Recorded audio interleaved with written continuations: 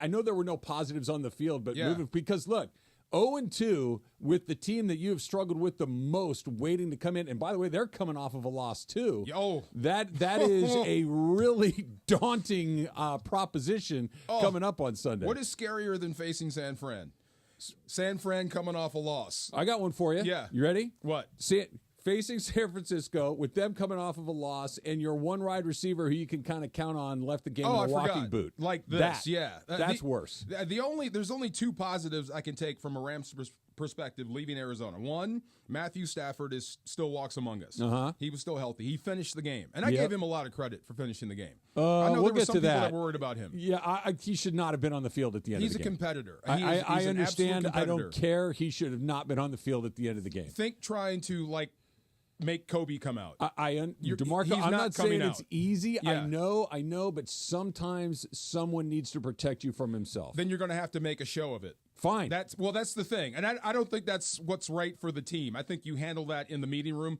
And I think he was going to be safe going back out there anyway. And you saw they ran the football. Yeah. So that's one positive. He started the game and he finished. Number two, I think that might have been the worst butt kicking of the McVay era. That's a positive? It was. Because we're 9 years in, and that's your first one. Some guys have that out of the gate. Some guys have that at least 5 times a year. You had to wait 8 seasons to get your butt that's what I'm kicked like saying. that? You got It was the smashed. worst loss under Les Snead. Yes, first time ever that's happened to them, and it's been a while. So it's a thin positive, but it's a positive. This is the first time we felt this. If those are the positives, that Matthew Stafford is alive and Sean McVay finally got his butt kicked, sure. That was Let's the premise. go. That was the Super purpose of the Bowl movie. or bust. Go off, King. Of the movie Titanic. Come on. Yeah. She survived. Matthew Stafford is alive. That's okay. Yeah. Dude, he's under siege. It's not even pressure anymore. It's siege. It was. All right. It is very rare where a football game, an NFL football game, is over halfway through the first quarter, and that's exactly what happened yesterday. Yes, I know. It was. They went bang, bang. Here was the highlight. I'm going to give you the entire rundown of the Rams highlights from yesterday. Opening kickoff, nice return. Yeah, let's go. Yeah, that's it. We're done. That's it. They go for it on fourth down. They don't get it. Arizona gets the ball. Bang, touchdown. They get it back. Bang, touch on a long one. Broken coverage, the whole thing. And at that point, you're doing the thing. Emily and I are sitting there watching it with Kirk, and it's hey, if they can get a stop here, go down, get some points, everybody nah. It never felt like that. I mean, there's a few plays sprinkled in there here or there that you can say, hey, nice play on defense, nice block here, nice run. Yeah. But then they're surrounded by you just gave up a touchdown, or they knocked you off the field on third down, or whatever it was. There's some plays you can talk about that are positive, but it doesn't matter. It doesn't matter. Kyler Murray was on another level. Marvin Harrison, look, whatever your draft strategy is, change it. You're going to have to worry about this kid now. You think that changes it that dramatically? Look, Kyler Murray was throwing it at him. I mean, he hasn't had that since Fitz, and not even with Fitz, where the guy could make an adjustment in the Hopkins, air. Maybe a little bit. Maybe. But good Lord, he's got a nice shiny new toy, a new weapon. The guy can buy time with the best of them. 99 is not out there to keep him under wraps or to scare him anymore. You've got problems with the Cardinals as of right now. This was the team. This was the hangover meal that we talked about last week. This was the opportunity. Okay, look, things aren't going great. Let's get squared away. Let's play the team that we always have some success on. And we didn't talk about it too much last week because the Rams only gave up 20 points in regulation, 26 overall, but kind of throw that last one out. We didn't talk about Aaron Donald's absence a ton last week because the defense was pretty good, but that's because Jared Goff is going to be where he's going to be, right? You know where to find Jared Goff. Kyler Murray, not so much. The Aaron Donald absence, and not just the absence of running down Kyler Murray and creating all sorts of problems for him, but just it looked like the energy was nowhere to be found. It looked like the leadership, again, Ernest Jones, like there was nothing there that made you feel like somebody was going to grab it by the neck and say, let's get our you-know-what together and go get this guy. I have never, ever been mad at Aaron, even when Aaron snapped in Seattle and went back on the field. And Yeah, or in Cincinnati when he started hitting people with helmets. I've never been mad at him until yesterday when he texted out, wow, when Kyler Murray broke all those tackles and threw a touchdown. I'm like, Aaron, really? Really? You're gonna Dude, get on a plane. Right. Like if you're wowing us from Pittsburgh, right. get your butt on a plane and get out of here. Come and on help. and play. Are you serious? Wow. Yeah. Yes, but that's what we're all thinking. That was amazing. But yeah, that leadership factor was definitely not there. I mean, when you're getting smashed like that, You're on defense, the sidelines. Did you notice it in the moment? Well, like, hey guys, somebody do something. Going Somebody into say the something. locker room at half. Usually, when you're getting shellacked like that, and it's going bad, somebody on defense will step up or say something. Hey, forget about it. 0-0. We know how to fix it. Yada yada yada, and be loud about it. Get in people's faces about it. It was kind of quiet.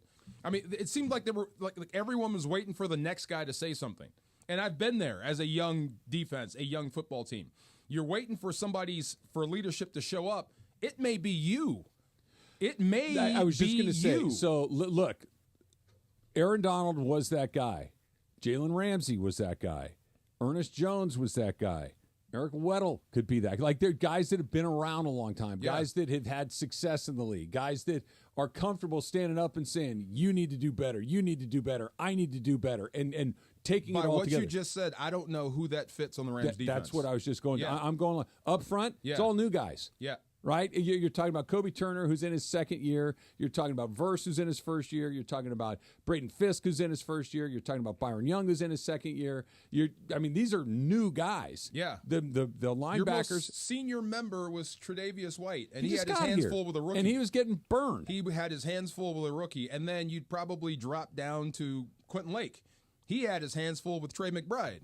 I mean, so the guys you just talked about that you would hope would stand up and assume leadership, we're all having a tough day against the Cardinals. It couldn't be anybody up front except for Jared Verse. Jared Verse He's played 2 games. He's a rookie.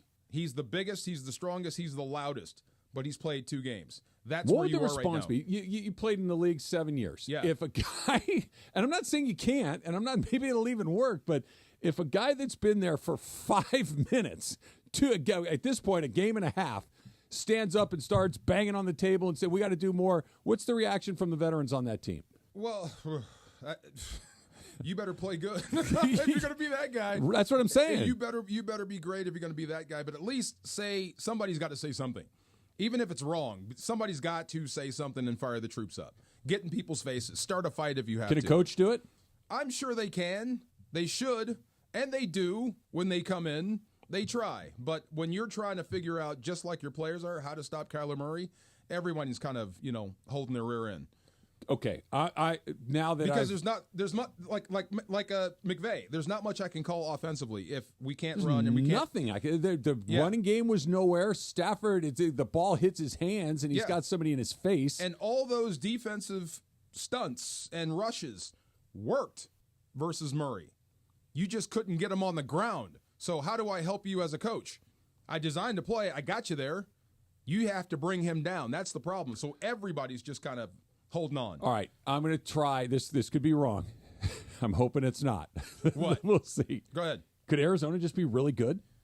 Look, they were physical, man. I was impressed. I'm saying. Could Arizona, yeah. and I'm not, look, 41-10 is embarrassing. I don't care how good they are. Yeah. That's bad.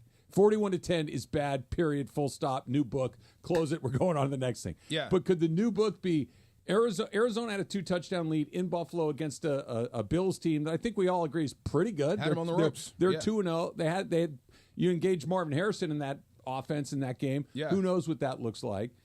Could the Arizona Cardinals be a playoff caliber team, a very good team that they had a very good day? You got one hand tied behind your back. You had a left tackle that was just getting taken to school. Your quarterback had no time at all. You lost your best wide receiver in the second quarter of the game, and this was a mismatch for all of those reasons.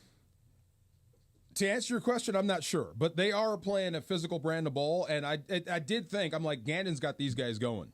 And I'm like, if you don't really keep playing, they're going to try to embarrass you. I mean, they were going to put the hammer down. I don't know if that's just them. Like when Baltimore came to the Coliseum a few years ago. Monday Night Football. When it wasn't never even forget. close. I'll never forget. The Rams weren't even there. No. It was just Baltimore playing against Baltimore. That's the way the Cardinals look. So I'm not sure if that's how they are as a team, or was it just that weekend versus the Rams, they get sick of that losing streak and McVay. So, if they keep that up, yes, they're going to be good. If they can play San Francisco-style ball, with Kyler Murray and with Marvin Harrison, the NFC West will flip upside down. Well, right now, you've got could flip upside Seattle down. is on top. Yeah. You've got the Arizona Cardinals, San Francisco in the middle, and the Rams are on the bottom, and they've got a very tall task coming up. I want to go back to something we touched on very briefly. I understand competitive. I understand he never wants to come out. I have a real problem with Matthew Stafford being on the field at the end of the game. We're going to get into that next. It's DeMarco. It's Travis. It's 710 ESPN. It's Evan Cohen. What a football weekend. We're all over it today on a Monster Monday on 710. Who will be more upset about the Rams today, Travis or Mace? Or maybe DeMarco? Speaking of Mace, how does he feel about his Bears winning the NFC North guarantee?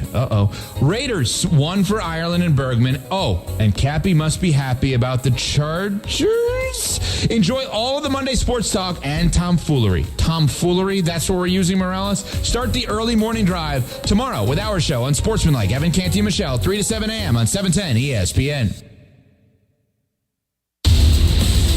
For ESPN LA contest rules, go to ESPNLA.com and click the contest button. Hey kids, Uncle Artie here from Perennial Law, here to tell you about a newer sponsorship deal with Matt Barnes, who has deep LA roots, former Bruin and pro basketball player for both LA teams. If you're looking for the best possible results after an accident, call my guy, Uncle Artie, at Perennial Law. And there's never any upfront fees. They collect when you collect. And for the record, their win-loss record puts them in the top of the standings. That's 844-DIAL-UNC. That's 844-DIAL-UNC. Going through a life change, whether you're downsizing, you've inherited a home, or you're just ready for a change, Seller's Advantage is here to make selling your home easy. They'll buy it as is with a competitive cash offer. With Seller's Advantage, you're in control. Close as quickly as you want and do it on your own terms. Check out their reviews online and call for a no-obligation offer at 888-390-AS-IS. That's 888-390-2747 or visit sellersadvantage.com. Don't worry, sell happy with Seller's Advantage.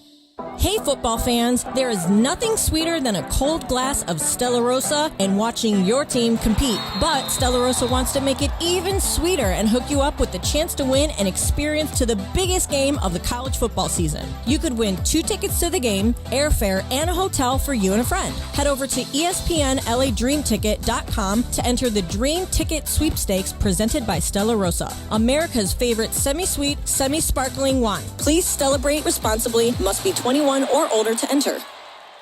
Be sure to listen to Rams Super Bowl champion DeMarco Farr every Monday in the 9 a.m. hour on his new show, The Travis and DeMarco Show. He's going to give you his best of from the whole football weekend.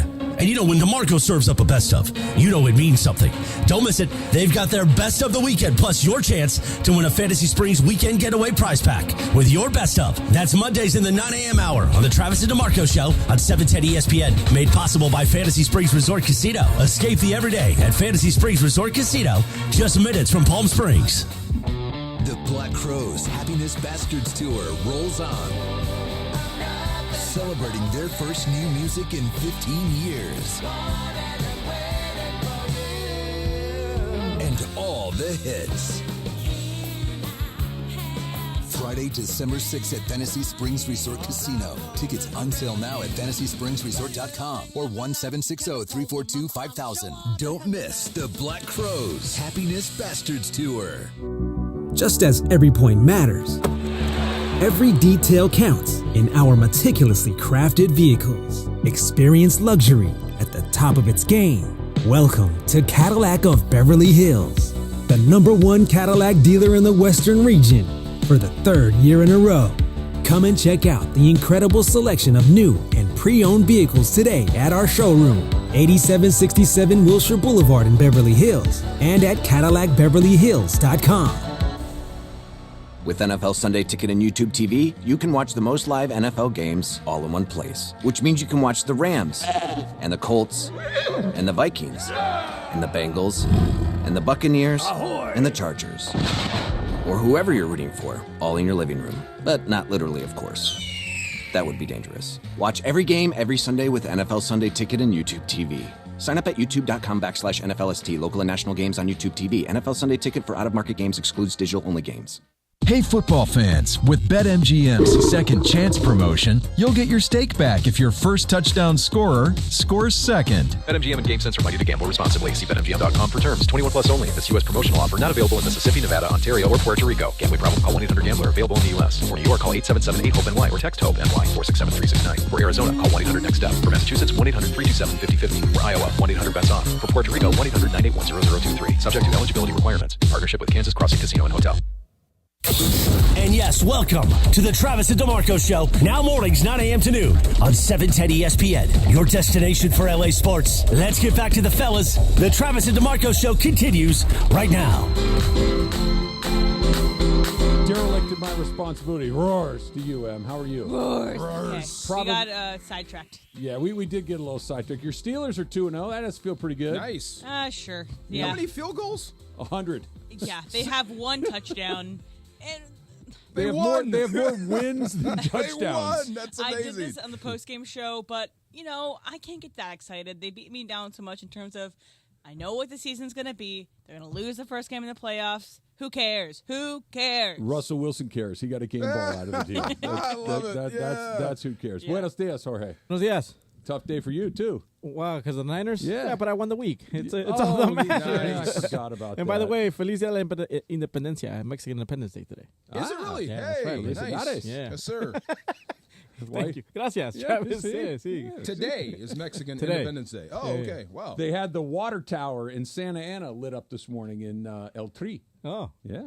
I know. I pay attention. That's your team now. That's right. I know things. And Travis and I had a good time, or at least I did, had a good time after the game was decided in the first quarter to just people watch because the Emmys were happening right outside our door in the office. And so I was like, oh, there goes Gillian Anderson. Oh, there goes Samuel from Game of Thrones. By the way, she's X-Files? Yeah. Yes, that's how I know her. No way. We're simpatico because that's exactly what I said. I'm like, from the X-Files. And she's like, yeah, she is right there. Nice. Still good looking? She looked great. Just checking. Emily's like, that's that person. That's that person. She's just calling them out from like, I don't know. Who else did you see? 50, 60 yards away. There was Samuel from Game of Thrones. Who? Was there. Exactly. So I don't know the actor's actual name. Did you watch Game of Thrones? No. So then you don't know who that is. Okay, yeah. Yeah, I'm like, which one is it? Played the dragon. The who? Molly Gordon from The Bear and from Theater Camp and some other good places. We saw Saoirse Ronan from Atonement, from the Lovely Bones, Lady Bird. from Lady Bird, from Little Woman. Like one of her actresses, she was there because her husband. Did you scream out hello? I didn't know. The only person I knew was Gillian Anderson. Okay. She's like, hey, there's this person. I'm like, yeah, great, Em. There's that person. Awesome. Wow. Gillian Anderson. Where? Dakota Fanning. We saw Dakota Fanning too. Nice. I didn't know Dakota Fanning. Yes. How old is she now? I think she's my age. So she might be 30, okay. but like yeah. higher ends of 20s if she's not 30. Okay. Yeah. She was in Ripley, which won a couple things like cinematography, directing, stuff like that. Really good.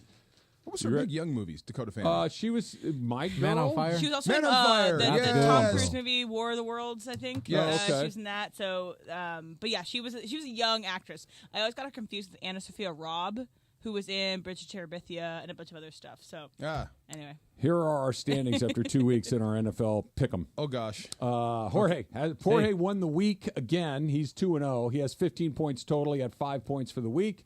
You and Emily finished tied for second. You each had 4 points. Not Emily bad. has 10 overall. DeMarco, you have 11 overall. All right. And that's Thank that. you, AK. And you have 5. What do you have, Travis? What do you have?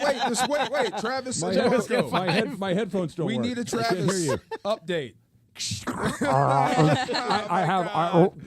Wow. I have 5, ready, DeMarco. 5 points total. That's 5 total. Yes. That's okay. Hang in there. It's not over yet.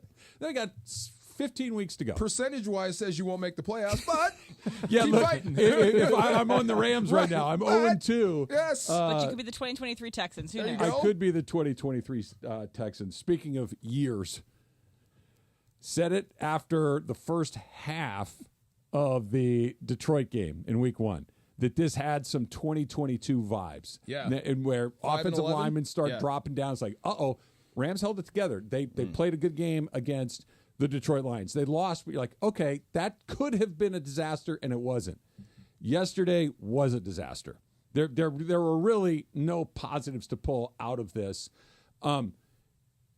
with San Francisco coming, with the Bears after that on the road, and the Packers coming to SoFi Stadium. Maybe Jordan Love is back by that point. Maybe he's not. We'll see. And then you got to bye in week 6. The 2022 vibes are in the ether. They're in the universe right now.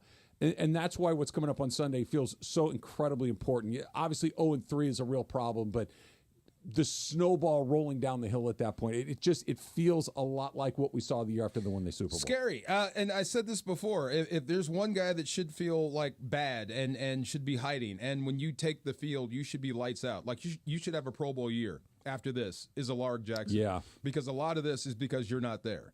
Detroit, Aiden Hutchinson looked like a monster coming off that side. Looked like a monster again yesterday. Should have been there. 4 sacks. Yeah. Good. But Dennis Gardeck, remember him from Arizona? Mm-hmm. He looked like an all-pro yesterday. I mean, absolutely all-pro yesterday. McClendon had his hands full. Got beat upfield, got beat through him, got beat inside. That's the trifecta. That's bad. Yes, it is. We call that the Nolan Ryan. Do you know what the Nolan Ryan is as an offensive tackle? No hitter. Oh. Yeah, I mean, when you just absolutely whiff. So when you come back, I hope this motivated rough. you. The worst thing that ever happened to me as a young football player was my mom benched me from my JV football team for the last 3 Your games. mom did? I got an F in PE. And it was so stupid. Hold it on. was so Wait, stupid. what? Yeah. How did you, who played in 3 Rose Bowls, 7 years in the NFL, you won a state championship in high school, the Rose Bowl, a European League title, Yes, right? World League. A World League World Bowl, title, yes. and a Super Bowl title. You flunked physical education. It doesn't make sense, right? It does That's not. exactly what my mom said. Okay, and also, same report card. I got an A in Spanish and a B in English. Bueno. And she was Bueno. like, Yeah. she looked at, like, what are you doing? What were you doing? Okay, so this makes sense, right? We had this hard A PE coach. He was cool, but he made everyone dress out every day in shorts and the T-shirt. Sure. Yeah, like they ask you to do in gym most of the time. Okay, 3X butt, 1X shorts. I'm not wearing those. Okay. What were you like rocking Daisy Dukes? I would rock my sweatpants. I would just put my sweatpants. Like, is it okay if I wear sweats? No. If you don't wear shorts, I'm going to mark you absent. Okay, were XXX shorts not an option We at this had. point? What? No, I just had this pair. I'm like, they don't fit, man.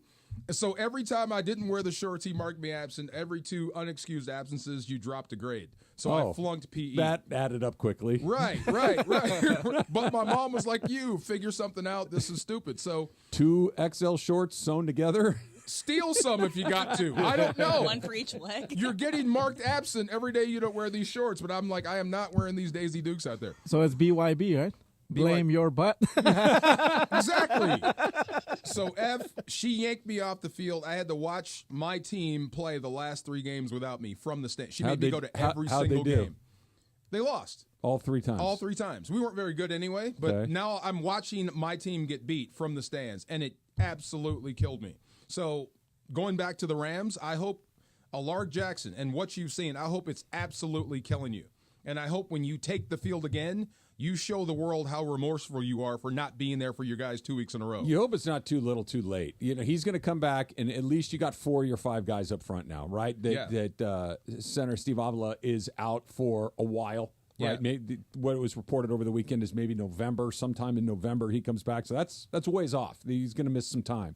Bo Limmer, he's holding his own, right? And for a seventh, good. He is a 7th round draft pick who Yeah. gets thrown in. All of a sudden, you're playing every snap in the first game of the season when you were 3rd on the depth chart to start the whole thing. Yeah. It's pretty darn impressive. He's done a good job. So you get your 2 tackles back. You got your 2 guards that you were planning on playing in those positions to begin with. That may be a small silver lining, but like you said, Jackson better hit the ground running. He better look like an all-pro because he put him behind the 8 ball for the first 2 weeks of the season by not being there. I want him to be the attitude when you come back. I don't care if you get 15-yard penalties. I really don't. The first 15 is on me. I'll help you pay the fine. But you've got to come back and put some nasty back in this offensive line because, look, Arizona dialed it up on you. Yeah. They seem like they had your number, and they absolutely brought it. Now, think what San Fran's going to do. Think what Bosa's going to do. Fred Warner's coming. Yeah, there was no Bosa on that field yesterday. There was no Fred Warner on that field yesterday. So if Dennis Gardeck is lighting you up, what do you think Bosa's thinking? Oh, my God, lick my chops. And I'm coming off a loss? Fred Warner? And I'm coming off a loss? Yeah. Oh, yeah. So I hope when a Lark gets back with those fresh legs, you send them a message and your own team at the same time. Look, I've said this on my podcast, the Locked On Rams podcast. I've said it to you. I've said it to Kirk. I've said it to JB. I've said it to Mo. I've said it to football's incredibly complicated, right? There's so many moving parts. There's 11 guys on each side of it. It's super, super complicated. Only it's not. If those 5 guys up front aren't any good, you have no chance. Yeah. If those 5 guys... If one of the 4 is bad. That's what I'm saying. Yeah. One of the 4 is bad. Maybe I can at least try to go the other way and buy myself a little time. But if the 5 guys up front are bad, we're done here. You can't I don't care how good your quarterback is. I don't care how good your head coach is. Rams have a great quarterback. They have a great head coach. But if it's, hut, go, and the quarterback's running for his life, there's nothing I can do to fix that. There's nothing Sean McVay can do to fix that. I wish that the NFL, or football in particular, because I did kind of feel bad for the Arizona fans because they were waiting around for 2.5 quarters, or about 2.5 quarters to celebrate. Yeah. The game was over. Sure was. But they really couldn't go nuts until the game was over. I wish the NFL came with like a tap-out option. Like the Are you being MMA serious, by the way? I wish, it's over. Let's just get this done. I've always wanted that in baseball. A tap out? Yeah. At the end, slaughter rule. You got to play 7 innings. Yeah. But if one team says we're done, cool. Let's go home. we're just playing out the last 10 minutes. And injuries, pitching, everything else, we're done. Yes. You win. We're going home. I wouldn't do it. Would any coach ever? No, I'd be Mike that? Singletary. There's no way we're tapping out. We're going to finish this game. But I wish 41-10. I mean, that's about as close as you can get. You know what I'm saying? Yeah. Yeah. In college, too, when it gets ridiculous, you score 66 points. But coaches are insane. They're never going to do that if they had the option. To tap out? Even if it's costing you, like, your players, their health, I wish there was a mechanism. Hey, this is it. It's over. Like the fight. The fight's over. It's done. Look, I get it. I know how you guys, professional athletes, are wired. Never quit. Never give up. Never back up. Never this. Never that. I understand. Sometimes quitting is the right decision. I'm serious. Sometimes stopping the fight it's what not I mean. Quitting, stopping the fight. But if the guy won't throw the damn towel, if Balboa won't throw the towel, quit, because we know what happened to Apollo. He got killed. I bet Apollo would change right? his mind if he could Apollo, come back. if you could run it back, Apollo would quit. Rocky, he wouldn't be in the towel. ground saying, showing up Ghost Apollo in Rocky's dream. Poor Apollo, my man. Yeah, it was a disaster yesterday. Yeah. The question becomes, how do you prevent it from being a disaster next week or the week after that, and get on that board for the first one and get. It's funny when the schedule came out. And I looked at it. I'm like, oh, man, by week 6. That's way too early. Thank God. Yeah, you have a chance. Yeah, thank God it's coming when it does, because it came at exactly the right moment last year. Stafford was banged up. You had to play that game with Brett Rippon. Didn't look very good. But he only missed one game because of where the bye landed. Right. You need this bye at exactly. Shoot, if you could get it in week 3, you'd probably want it prayers at up this for point. Cup's health. Yes. We'll talk about that coming up in just a little bit. But coming up next, College Football Corner with producer M and UCLA. It's Travis DeMarco, 710 ESPN. Hey, D-Far here. Play your perfect combo at Pechanga Resort and Casino, Southern California's premier resort casino experience. Why get stuck in traffic when you don't have to? You can be at the best casino resort in Southern California in less than an hour, less than 60 minutes. Think about that if you're sitting in traffic right now. I know some people are. Pechanga gives guests all the amenities they expect of a world-class resort, like exceptional entertainment. I mean, fun stuff, always, headliners and whatnot. Dining, spa, golf. Who loves golf? I know Travis loves golf. I'm trying to get there. And let's not forget round-the-clock gaming excitement. The casino floor is absolutely immense. It's huge. 1,100 hotel rooms, suites and spa, golf course, 20 bars. You can do a bar crawl in between, restaurants, 20 restaurants, and so much more make Pechanga Resort and Casino one of the largest resort casinos in the country. Come see why readers of Newsweek and USA Today voted Pechanga Resort and Casino the best casino outside of Las Vegas. So whether your idea of entertainment is kicking it by the pool or putting a great bet on blackjack, Pechanga Resort Casino has it all for you, and they're waiting for you. Visit Pechanga.com or call this number, 888-PECHANGA, to book a reservation or for more info. Also, you can follow them on Instagram at Pechanga Casino for up-to-the-minute news and info, and I'm heading to the spa. The most followed sports radio station in America. 710 ESPN. At ESPN Los Angeles on Instagram, Facebook, Twitter, YouTube, TikTok.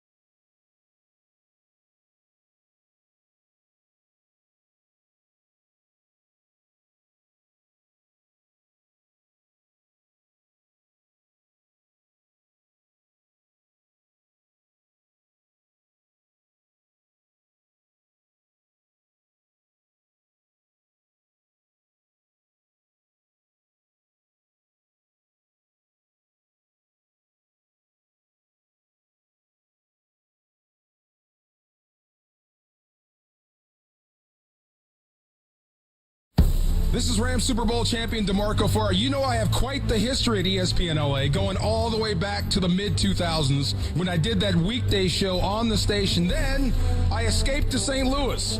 Then I came back when the Rams came back. It's been amazing to be a part of the Rams broadcast team since 2016 and on the station sitting in for all the shows. But it's an honor to get to be a part of LA's mega sports station starting 5 days a week. Coming up on Monday. Don't miss the debut of the Travis and DeMarco Show on 710 ESPN. Monday, 9 a.m. Be there.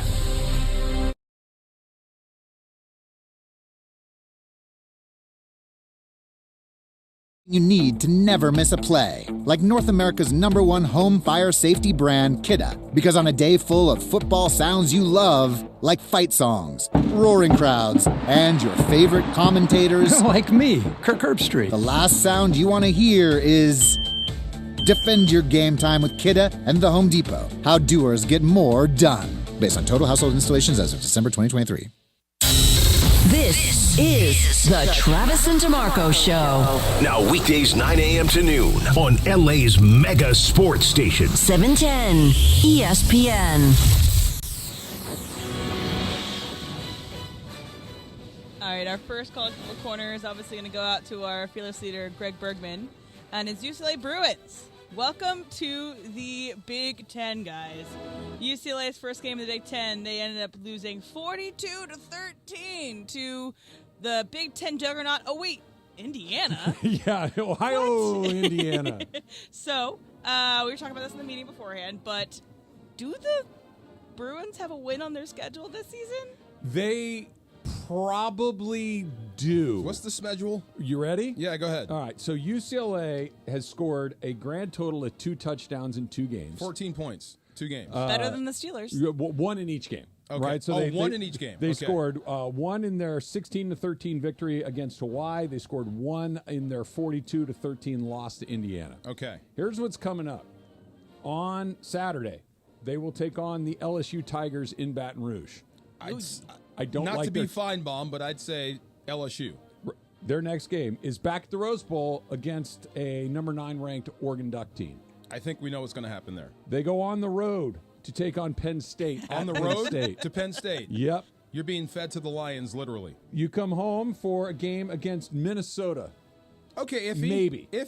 Iffy. Yeah. You're back on the road all the way across the country to New Jersey to take on Rutgers.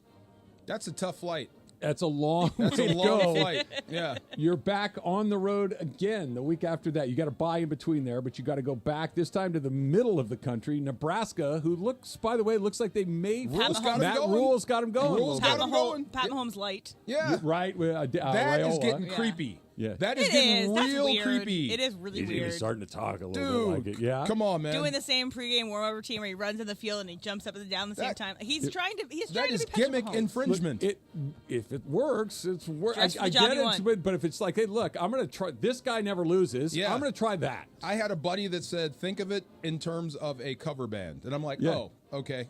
Fine. Do you then? Right? Yeah. Somebody else starts playing Kickstart My Heart. It doesn't have to be Vince Neil. I'll get into it. But if it's the 300-pound guy with a blonde wig trying to that's look Vince like Neil. Vince Neil. Vince Neil is a 300-pound guy with a blonde wig. My God, that's not a guy pretending that's really him. I told you so. I went to see the Crew at the Honda Center a couple years ago, and he got through the first chorus of the first song before he was doing this with the mic to have the crowd singing. Was he out of breath? Oh, he was gassed. Oh my God, gassed. Wow. They come home for Iowa November 8th. Ferentz is back, right? He is. And by the way, they finally scored some points this week. Iowa. Yeah. Yeah. That's not a gimme. I'd lean towards Iowa there. Yeah. The Huskies in Seattle. Oh, don't talk about them. We'll get back to them later in the show. Trojans at home.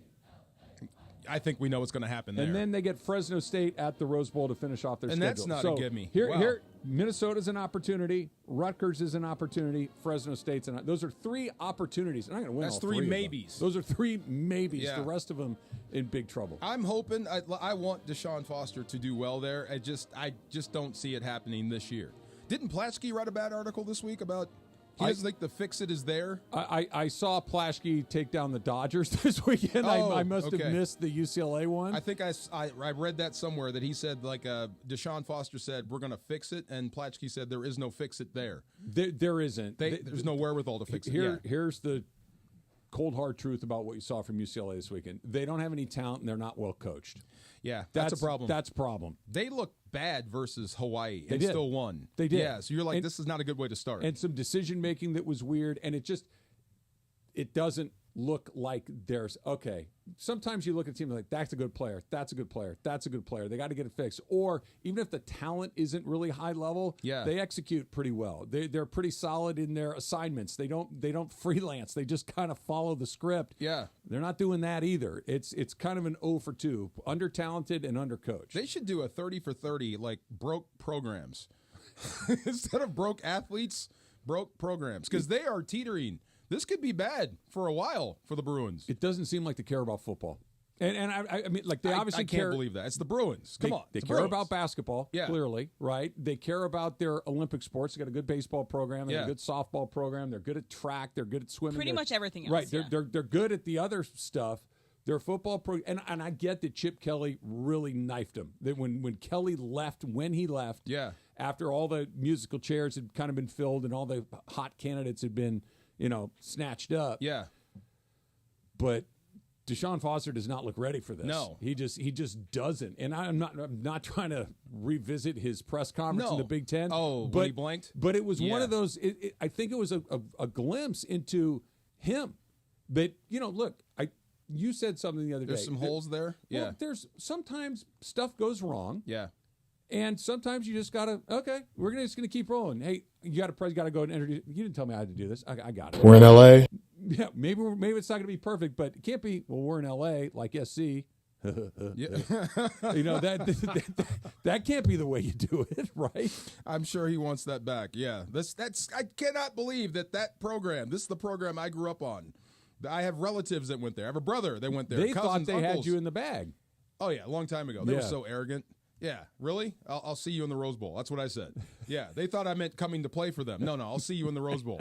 Yeah, and I meant that too. But I cannot believe that program, that storied program, has fallen on such hard times. And I wonder, in your list of most hated people in Los Angeles, is Chip Kelly on there? Because if you really did leave them in a lurch. Well, he did. That's horrible. When he left was the worst time to do it. Like, after coaches get fired, coaches get hired. That's the way it goes. Yeah, right? That's just he left for a coordinating job. He went to go be the OC at Ohio State, but in the cycle where he did it, most of the guys that had gone other places had already gone to other places. You left them in a lurch. Yeah. Also, to be hated, you have to be cared about. Yep. There you go. That's exactly right. No one cared about Chip? No. It's Chip Kelly. No one cared about Chip. He didn't do anything here. And it's also UCLA. He didn't, had he done what he did to UCLA to Oregon, then they would hate his guts, right? Because you can't just leave at that point. He had a great deal of success at Oregon, but this was just here, 500 football coach. Fine, see ya. Oh, the political strategist we are, if I'm Deshaun Foster, I'm bringing up Chip Kelly's name in every press conference. I'm going to say it at least once. We got caught in a little bit of an awkward situation, and, we're doing the very best, considering the hand that we were dealt when we started this whole thing. Deflect. Look, it ain't me. That's how. That's right. Hey, I inherited a mess. LSU 49, Bruins 3. It wasn't me. I inherited a mess. Yeah. Where's Chip Kelly? How did Ohio State do this week? By the way, LSU barely got away from one in South Carolina. South Carolina missed a makeable field goal. They are kids, but there was a makeable field goal at home to win that game. LSU scrapes by with a win. LSU scuffling a little bit. Well, here's the thing. A little bit. The NFL, college football, you don't know who's good until at least a month of the season goes by. Yeah. Right? You just because, look, the Saints look amazing. Did anybody see that coming? No. If the Saints You think lost, it's going to hold? That's what I'm saying. Yeah. No, I don't. I don't know. That's Yeah. I'm pretty sure the Ravens are good, but they've lost both their games. Yeah. So nobody Crazy. knows. LSU may be mediocre. They may not be good. UCLA, I don't think they're gonna, but could go in there.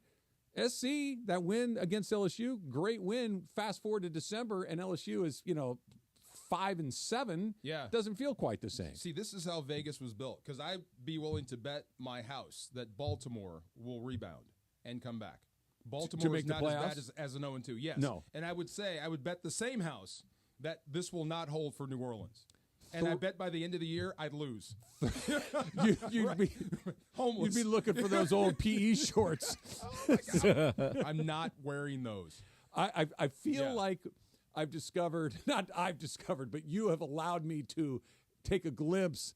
I need to know more about your mom. Oh, because you've told me a couple of stories that I really very much like. And I feel like there are a lot of them there. Tough as nails. Yeah. You want to tell that story now or later? Later. Okay. We got a lot of far. So this is I'll just a We little got a lot of teaser far in sides. the business that we say. His mother walked onto the field Tough in the as middle of a game nails. to remove you from the field of play. I kept telling my teammates, my mom is not impressed by you. Yeah. Yeah. No matter what type of game you had, she's not impressed. Yeah. It's hard to impress. Was she impressed when you finally started to win Rose Bowls and Super Bowls?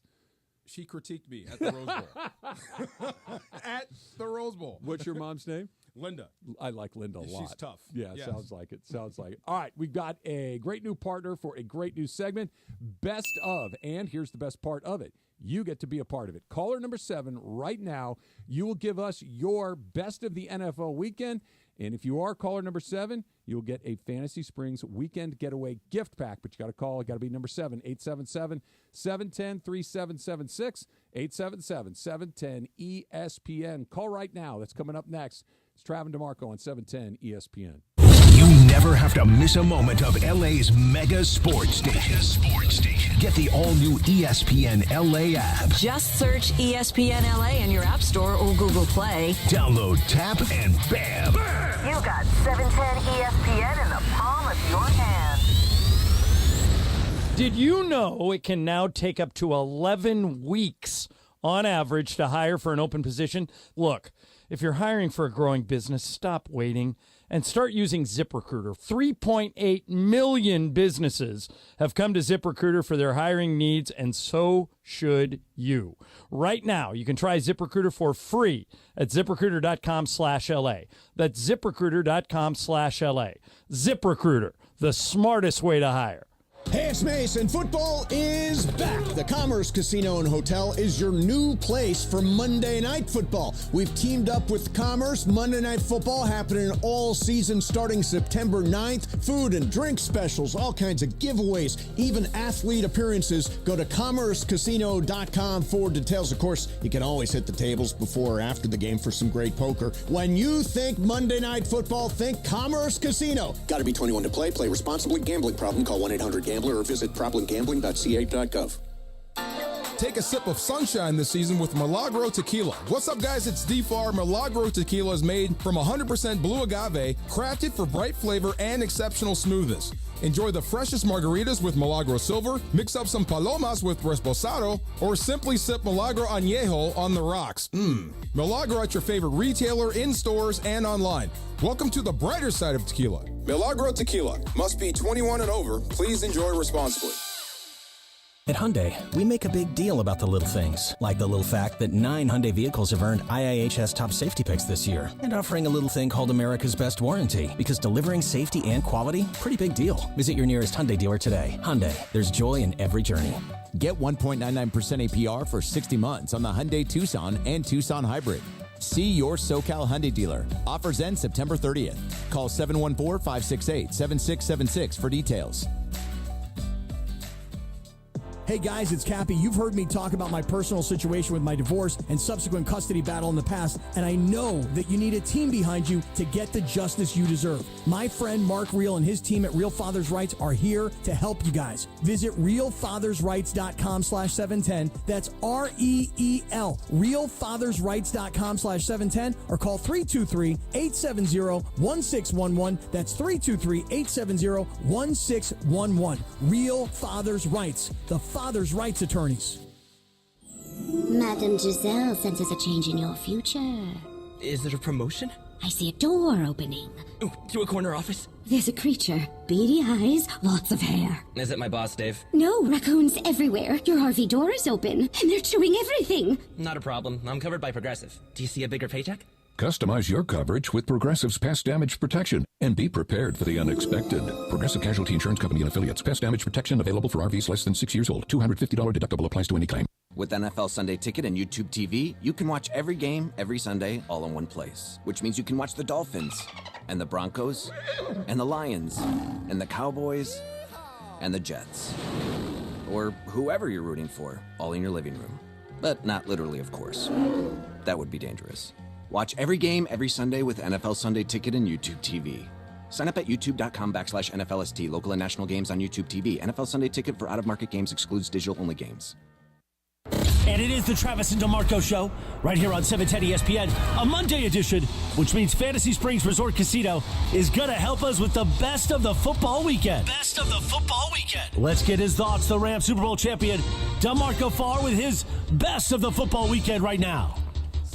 Stuff this week, wouldn't you say? Quite a bit to choose from. A lot of fun. Would it be bad if I chose Kyler Murray? No. As the best of the week? He was pretty good. Marvin Harrison Jr., best of the week. If Marvin Harrison Jr. turns out to be a bigger version of his father, we're all in trouble. His dad's in the Hall of Fame. Say that again, Emily. Said, Oh, my God. They're all in trouble. Kyler Murray was letting that thing go before Marvin Harrison even got out of his break. That is scary. So they're developing that sixth sense. But that's not it. I would say Steelers winning a game with 6 field goals. That is so Mike Tomlin. Isn't that so Mike Tomlin? It is. That's like winning a fight with all body shots. You know what I mean? Quit. So that's one. W's a W. Something else, Jim Harbaugh running the ball 44 times. That's the most Harbaugh thing I've heard in a long time. Oh, my God. That's yes, as sir. Harbaugh as his khaki pants. As soon as you saw a 300-pound fullback, you know what he's trying to do on game day. As soon as you saw a fullback. Yes. Yeah. He's trying to pound you. But my best of the week, it's actually 2, but 1. Sam Darnold beating the 49ers is amazing. The Vikings beating the 49ers is amazing. But Justin Jefferson, that 97-yard touchdown catch, dude, oh, my God. Just like, what did he say? The old coach, Bear Bryant, when Sam Ben Cunningham went up and down the field. I'll say the same thing. I got to get one of those. Yeah, we got to get a couple of those. I got to get one of those. Justin Jefferson going 97 for a touchdown. That's my best of the week. That's a great story. That's Sam Bam Cunningham, yes. integrated football in the SEC. I got to get one of those. Yeah, we need guys like him. He probably said it a little different. Yes. But he wasn't wrong about needing some guys like that. All right, my best of the weekend, I'm going to pick an offensive lineman, DeMarco, which I don't think I'm going to do very often. But Green Bay Packers center Josh Myers had what might have been the play of the weekend. Oh, gross. Right as Malik Willis is getting ready to snap the ball, right? He's, blue, whatever they have yelling at the line.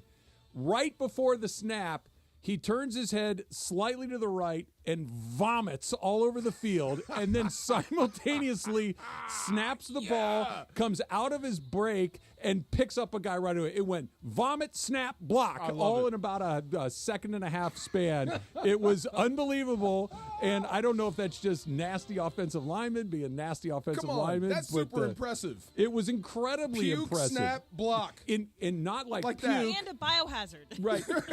but I need, for people that haven't seen it, I want to say, this wasn't puke, snap, block. It was puke, snap, block. Right. It was, they were just bang, bang, bang, just all right once. on top of each other. Didn't Malik Willis throw it away? He's like, I'm not throwing that. How do you touch that thing? I would have just said, look, you can have a free touchdown. I'm not picking it up. Sometimes a guy do. On UVA did the same thing. He puked, but it was on the sideline, so it was disgusting. That's impressive. Did you ever puke on the field? No, never on the field. Okay. Yeah, in bars, yes, but never on the field. So you ever make it to the sideline? I've done some impressive stuff while puking before, but not in a football game. Yeah. It was pretty nasty. Yeah. All right, so this, of course, is our best of feature, and you get to be a part of it. Let's go to Corona and George. George, what was your best part of the weekend? The best part of the weekend was watching Alvin Kamara score 4 touchdowns and just annihilate the Cowboys. And even though the losses on on Prescott, it sure does feel like it with all that money that he just got, and just watching the Cowboys get obliterated by the Saints, who started 2-0 for the second time and I think their history in consecutive seasons is phenomenal. That's a good point. Kamara is sneaky great. You know that? He had a huge day yesterday. I wasn't sneaky great. Sneaky great. He's one of those dudes you kind of forget about for a while, and then he puts 3 in the box on you. And I was not expecting that out of Dallas at all. In Dallas, their 16-game home winning streak Unreal. snapped. It was there was a lot going on there. Thank you to George in Corona. Escape the everyday at Fantasy Springs Resort Casino, just minutes from Palm Springs. Brought to you by Fantasy Springs Resort Casino. Max Crosby had 2 sacks. I want to bring that out too. Yeah, he's one of the better edge guys out there. Him, Watt, Hutchinson, Garrett, Miles Garrett. Yep. Bosa, both Bosas. Did you say Hutchinson already? Yep. You did. Okay. Yep. Let's say his name twice. Yeah. No, he had 3 sacks in the first quarter. Yes. Amazing. Yes. It was. Look, there was a lot of good stuff yesterday. None of it on the Rams side.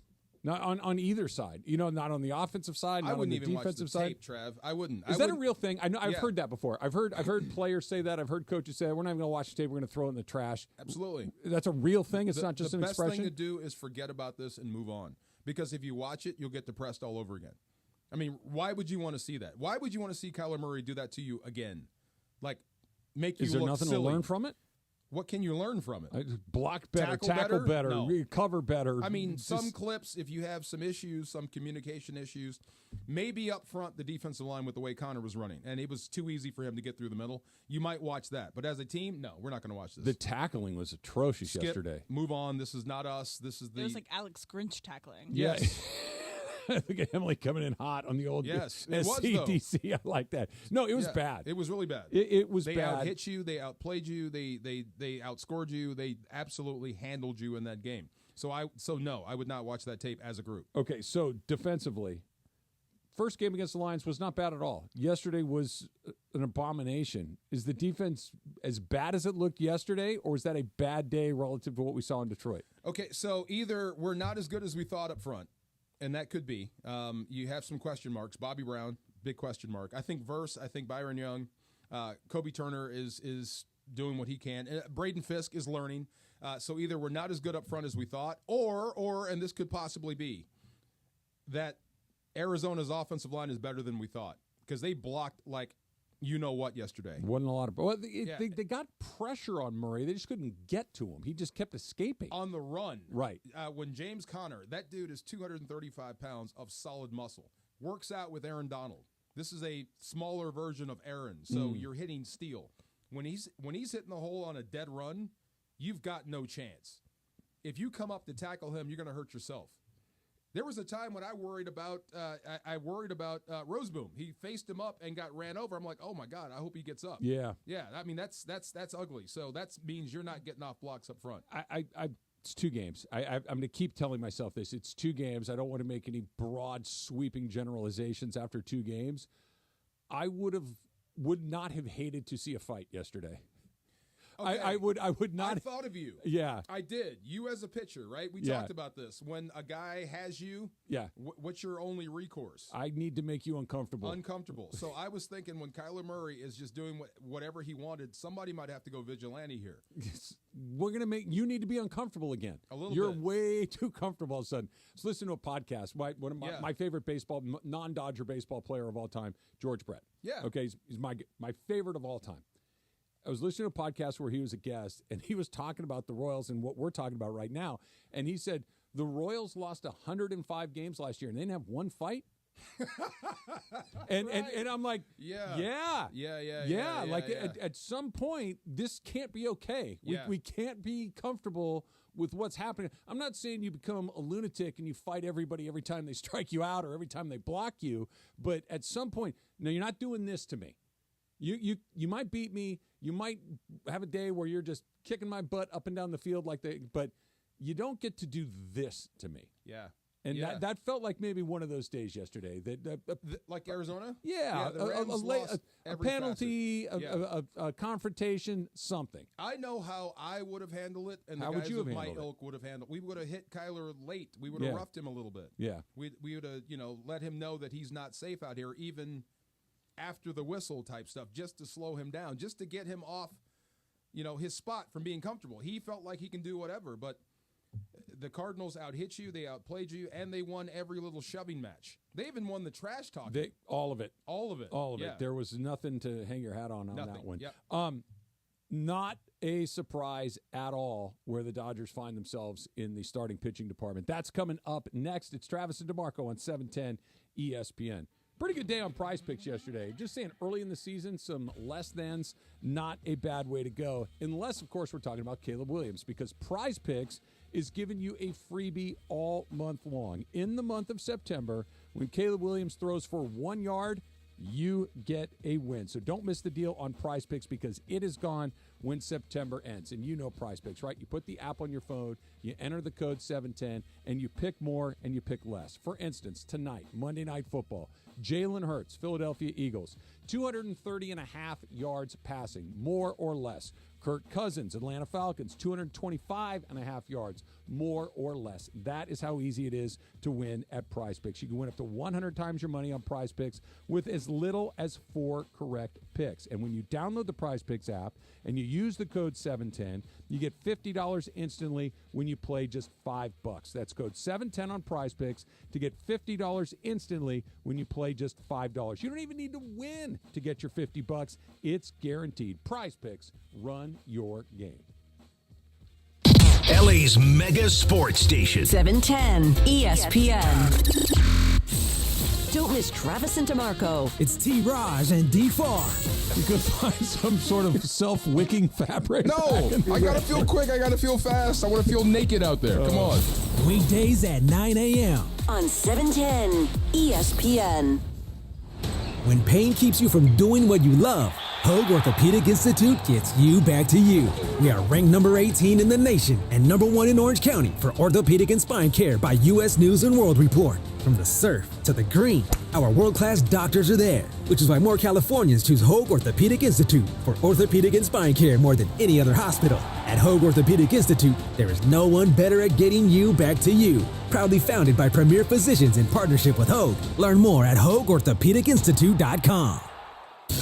It's Evan Cohen. What a football weekend. We're all over it today on a Monster Monday on 710. Who will be more upset about the Rams today, Travis or Mace? Or maybe DeMarco? Speaking of Mace, how does he feel about his Bears winning the NFC North guarantee? Raiders won for Ireland and Bergman. Oh, and Cappy must be happy about the Chargers. Enjoy all of the Monday sports talk and tomfoolery. Tomfoolery, that's what we're using, Morales. Start the early morning drive tomorrow with our show on Sportsmanlike. Evan Canty Michelle, 3 to 7 a.m. on 710 ESPN. The biggest show on the radio. Mason in Ireland, weekdays at noon. I was on the sideline, so I look up and there's Aaron Donald. I'm like, damn. I just accidentally happened to be standing next to Aaron Donald. What'd you do? Froze up. Oh, come on. You turtled? I turtled. Oh, no. Mace. No. You suggested I should get a selfie with Aaron Donald. Yes. I'm not going to ask for a selfie with Aaron Donald on the sidelines. So uncool. Now, let me tell you why. Because I said, well, wasn't there someone from social media there? There wasn't. No, you were social media. I was social media. So now you are now a part of the social media team for ESPN Los Angeles. Yes. You need to be the one taking the selfies and taking the pictures. That's your job. I'm not going to say. You have a job. Hey, AD, pose for me. I'm not going to do that. Steve Mason and John Ireland, today at noon. Mason and Ireland on 710 ESPN. The fun way to drive home is with Sedano and Cap. Weekdays after Mason in Ireland. Thank you so much for this ice block, because man, oh man, does this feel good. No problem. You got to sit on this. No, you have to sit on this. Good. I'll even flip the ice bag so you're not sitting where I sit. No, sucio. It's not sucio. Sí, sucio. It's no es sucio. Cochino. No, it's no es chino. Cochino. No. Cochino. Okay, well, that too. Sedano and Cap today at 3 p.m. on 710 ESPN. Hi, this is Sean McVay of your LA Rams. The Rams play here. KSPN, Los Angeles. 710 ESPN. A Good Karma Brands radio station. This is the Travis and DeMarco Show. Now weekdays 9 a.m. to noon on LA's mega sports station. 710 ESPN.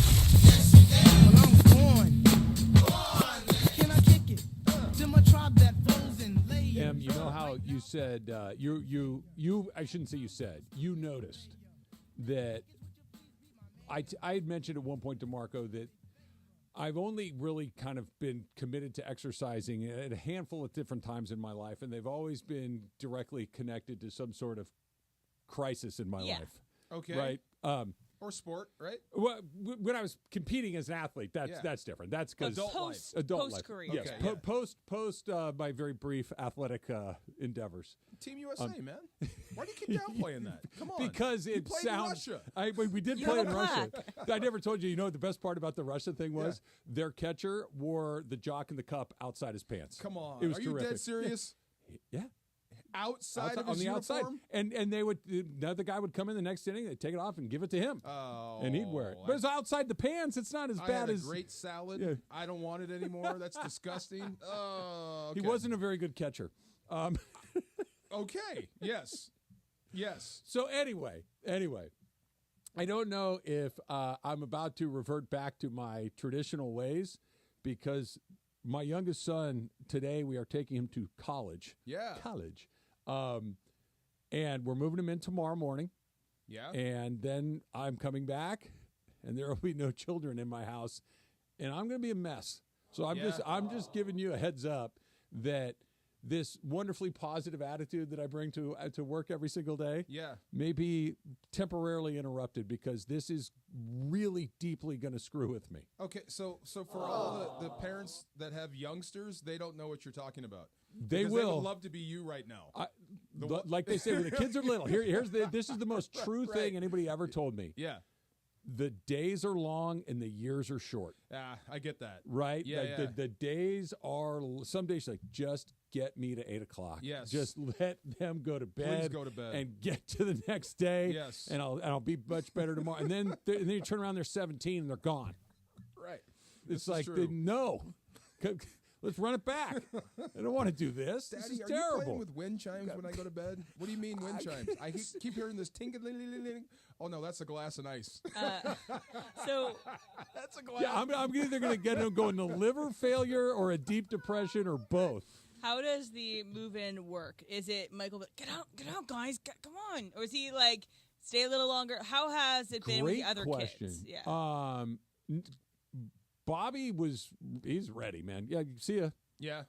Kelly, does Susan put up the things on the wall, or did organize the closet? Yeah. With Kelly, it was like she was gonna build the dorm room from the foundation up. Oh, really? Yeah, the whole thing. But when Kelly moved in, it was COVID. Yeah. So they were like, get out. Yeah. Like they were not letting you hang around. Like they would only let one parent in at a time. It was crazy. It was a totally different situation. Through that. That's crazy. I know. So anyway, I'm just giving you a heads up. You're gonna be okay. You're gonna be okay. You knew this was coming. Yeah. You did a good job. This is what they're supposed to do. Absolutely. You're going to miss your buddy. I can see that now. That's your homie. You have no idea. Stop crying. Hey, see? Dad, you want to watch The Simpsons? Yes, I do. He watches The Simpsons with Yes. me? Oh, my God. And he thinks the same things in it are funny that I do. Oh, he's right there. You can go visit. I know. Come on. Hey, cue one up. Turn on your Disney app. We're going to watch an episode of The Simpsons. Can we call him in the morning and just check on him every day? We should. We just say, that. what's up? How you doing? We should do that. Let's just check I'm sure he would love that. Yes. Get your ass up. Get your ass up. Why are you in bed? Yeah, I was just going to ask, what do you think the first time that he calls you when he's in college? Money. Yeah. Parking ticket. And he'll ask, he'll go to Mom first. Hey, Mom, Yeah, parking tickets we'll get to avoid for a year. No car. Oh, no car. First year. Okay. But we got one of those. See, I get some San Diego State. Parking violation hasn't been paid. It's like, wait, what? Yes. No. We're not doing that. We all went through that. You didn't go through that? I didn't know you meant I had to pay it. I thought it was just like a warning. Like, don't do this I again. I didn't read it. Yeah, it was just a ticket. Yeah, what a mess. I had tow trucks following me on campus. How was Friday night for you? 3-0? It was great. Yeah. 4-0. 4-0. Yeah, the Dolphins. Dolphins. Look at you. Get the ball back. Tie game, 34 apiece. They get the ball back about a minute and a half, maybe minute 40. Yeah. Drive about 60 yards, score a touchdown, punch it in with 12 seconds to go. Oh, I see you. What Dolphin a moment. victory. 4-0. Yes, sir. It was a moment great. for the kids. Yes, sir. Then I went and had 2 double bourbons and Irish nachos. That's a perfect night. Absolutely. There you go. You ever mess around with Irish nachos? Wait, what's in that? What is an Irish Yeah, nacho? go ahead. Yes. It's nachos, but instead of Corned beef? no, that'd be a good idea though. Instead of chips, it's sliced thin fried potatoes. Oh, yes, with cheese on them. Cheese, So sour almost cream. like loaded fries, Yeah. but slightly different. Yeah. They call them on the menu there. They're Irish nachos. Oh, so good. Hot sauce all over it. Nice. There you go. There you go. Jalapenos. That's green how you onions, drowned your sorrows. bacon. Yes, bacon. See, that's how you drowned your sorrows. It was a pretty good night. That's how we a do pretty it. good night. In the least surprising development of the Dodgers' pitching woes this season is that Tyler Glasnow has been ruled out for the rest of the season almost for sure. It sucks because he's really good. It sucks because they desperately need him to go win the World Series. And without him, that became what was already going to be an uphill climb with their pitching became nearly a vertical climb. Wow. But the part that's so incredibly disappointing, DeMarco, is that this is not at all surprising. With him? With him. That Tyler Glasnow's 31 years old. He's Yeah. he's not a newcomer. This is not his first time around the block. He's been in the big leagues a long time. He'd never made more than 19 starts. He had never been through a major league season completely healthy. That this was the guy that you're hanging your hat on and hoping that the next year would be unlike the first 10 or so of his career was just wrong. Yeah. And you gave him a 5-year deal. Wishful you gave him thinking. $125 million. This Didn't he was pitch inevitable. Deeper? Didn't he pitch deeper than he's ever had in his life? Yeah, and he still barely And he made it still to the blew out. halfway point. I mean, he's been better. He's pitched longer. I can see what you were hoping for, but it was inevitable. You were going to be here with him. And it was a very un-Dodger-like thing for them to do. The Dodgers are really good about knowing who to pay and who not to pay. Yeah. Like when they go big, right? Big, they haven't really missed. You know, they went big on Clayton Kershaw. He pitched beautifully throughout the duration of that contract. Went big on Mookie Betts. He's killing it. They went big on Freddie Freeman. He's killing it. They went big on Shohei Ohtani. He's killing it. Yeah. Everyone else, they kind of foot on the brake a little bit, right? They didn't pay Julio Urias before they needed to, didn't pay Walker Buehler before they needed to, because they know that these pitchers, yet here comes Yamamoto and Glasnow. Yamamoto, never pitching in the major leagues before, a smaller guy, he breaks. Now, he's back, and maybe he can salvage this whole thing by being that good, possibility, but the Glasnow broke is the least surprising thing that you could have seen. You knew the miracle would have been had he not broken. When they signed him, who did you want? When they signed Glasnow, who did you want? It's not him? like they picked a guy that I would have instead of him. Yeah. He was one of the better guys available. And again, they made a trade for him, and they re-signed him with the trade There's for also like Pepio. Blake Snell that was a little too expensive. I think what you're getting, unless you have a guy that is just transcendent, and there are not many of them, and these guys are past their prime right now, but a Verlander, a Scherzer, a Kershaw, and they're not many. Those are Hall of Famers. Don't pay pitchers.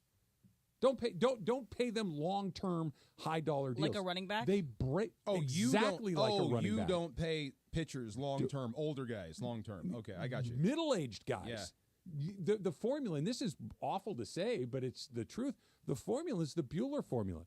Get them young, pitch them like crazy, get everything you can, and let somebody else pay them. Let somebody else pay them. That works. And now you're going into a postseason with your rotation is Jack Flaherty, who just did not look very good, but he's pitched well for the Dodgers. Yeah.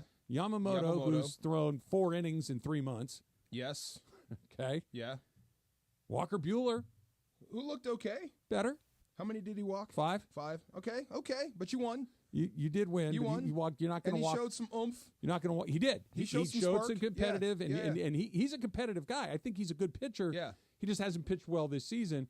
And then Bobby Miller, who statistically might be the worst pitcher in the National League. Do you believe in the due theory? Not when it comes to that. Really? Not No. with Ryan? You don't think he's due? Due to be Pitch well to turn it around? I mean, come on. No, not at all. Not even close. I think that Walker Buehler could give you something in the playoffs that is close to good enough. Oh, not Buehler. Miller? No. Not. No. You shut that one up so fast. No. Come on, man. DeMarco hasn't pitched well all year.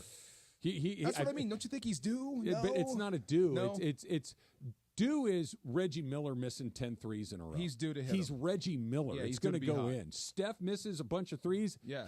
Steph's due.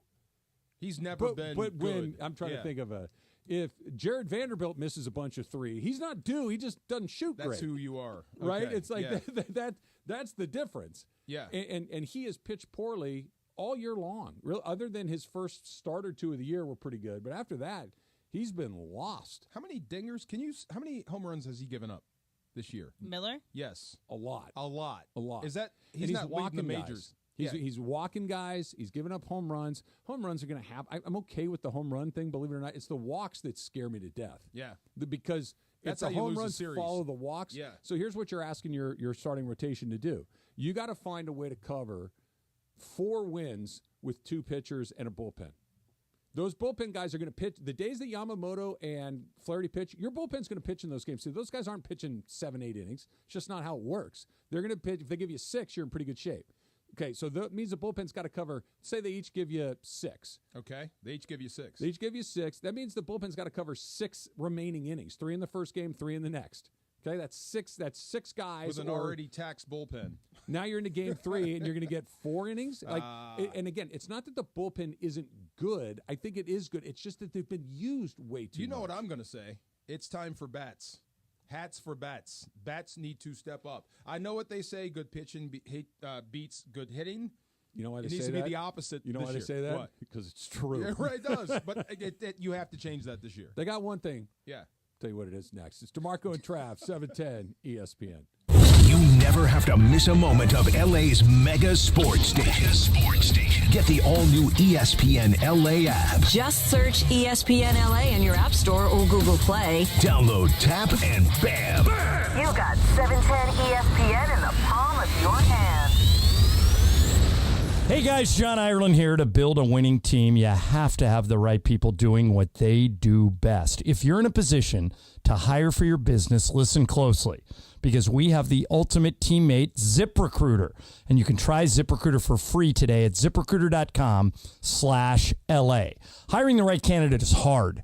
ZipRecruiter uses powerful matching technology to quickly find and send you the most qualified people. So it makes finding and hiring your next superstar much easier.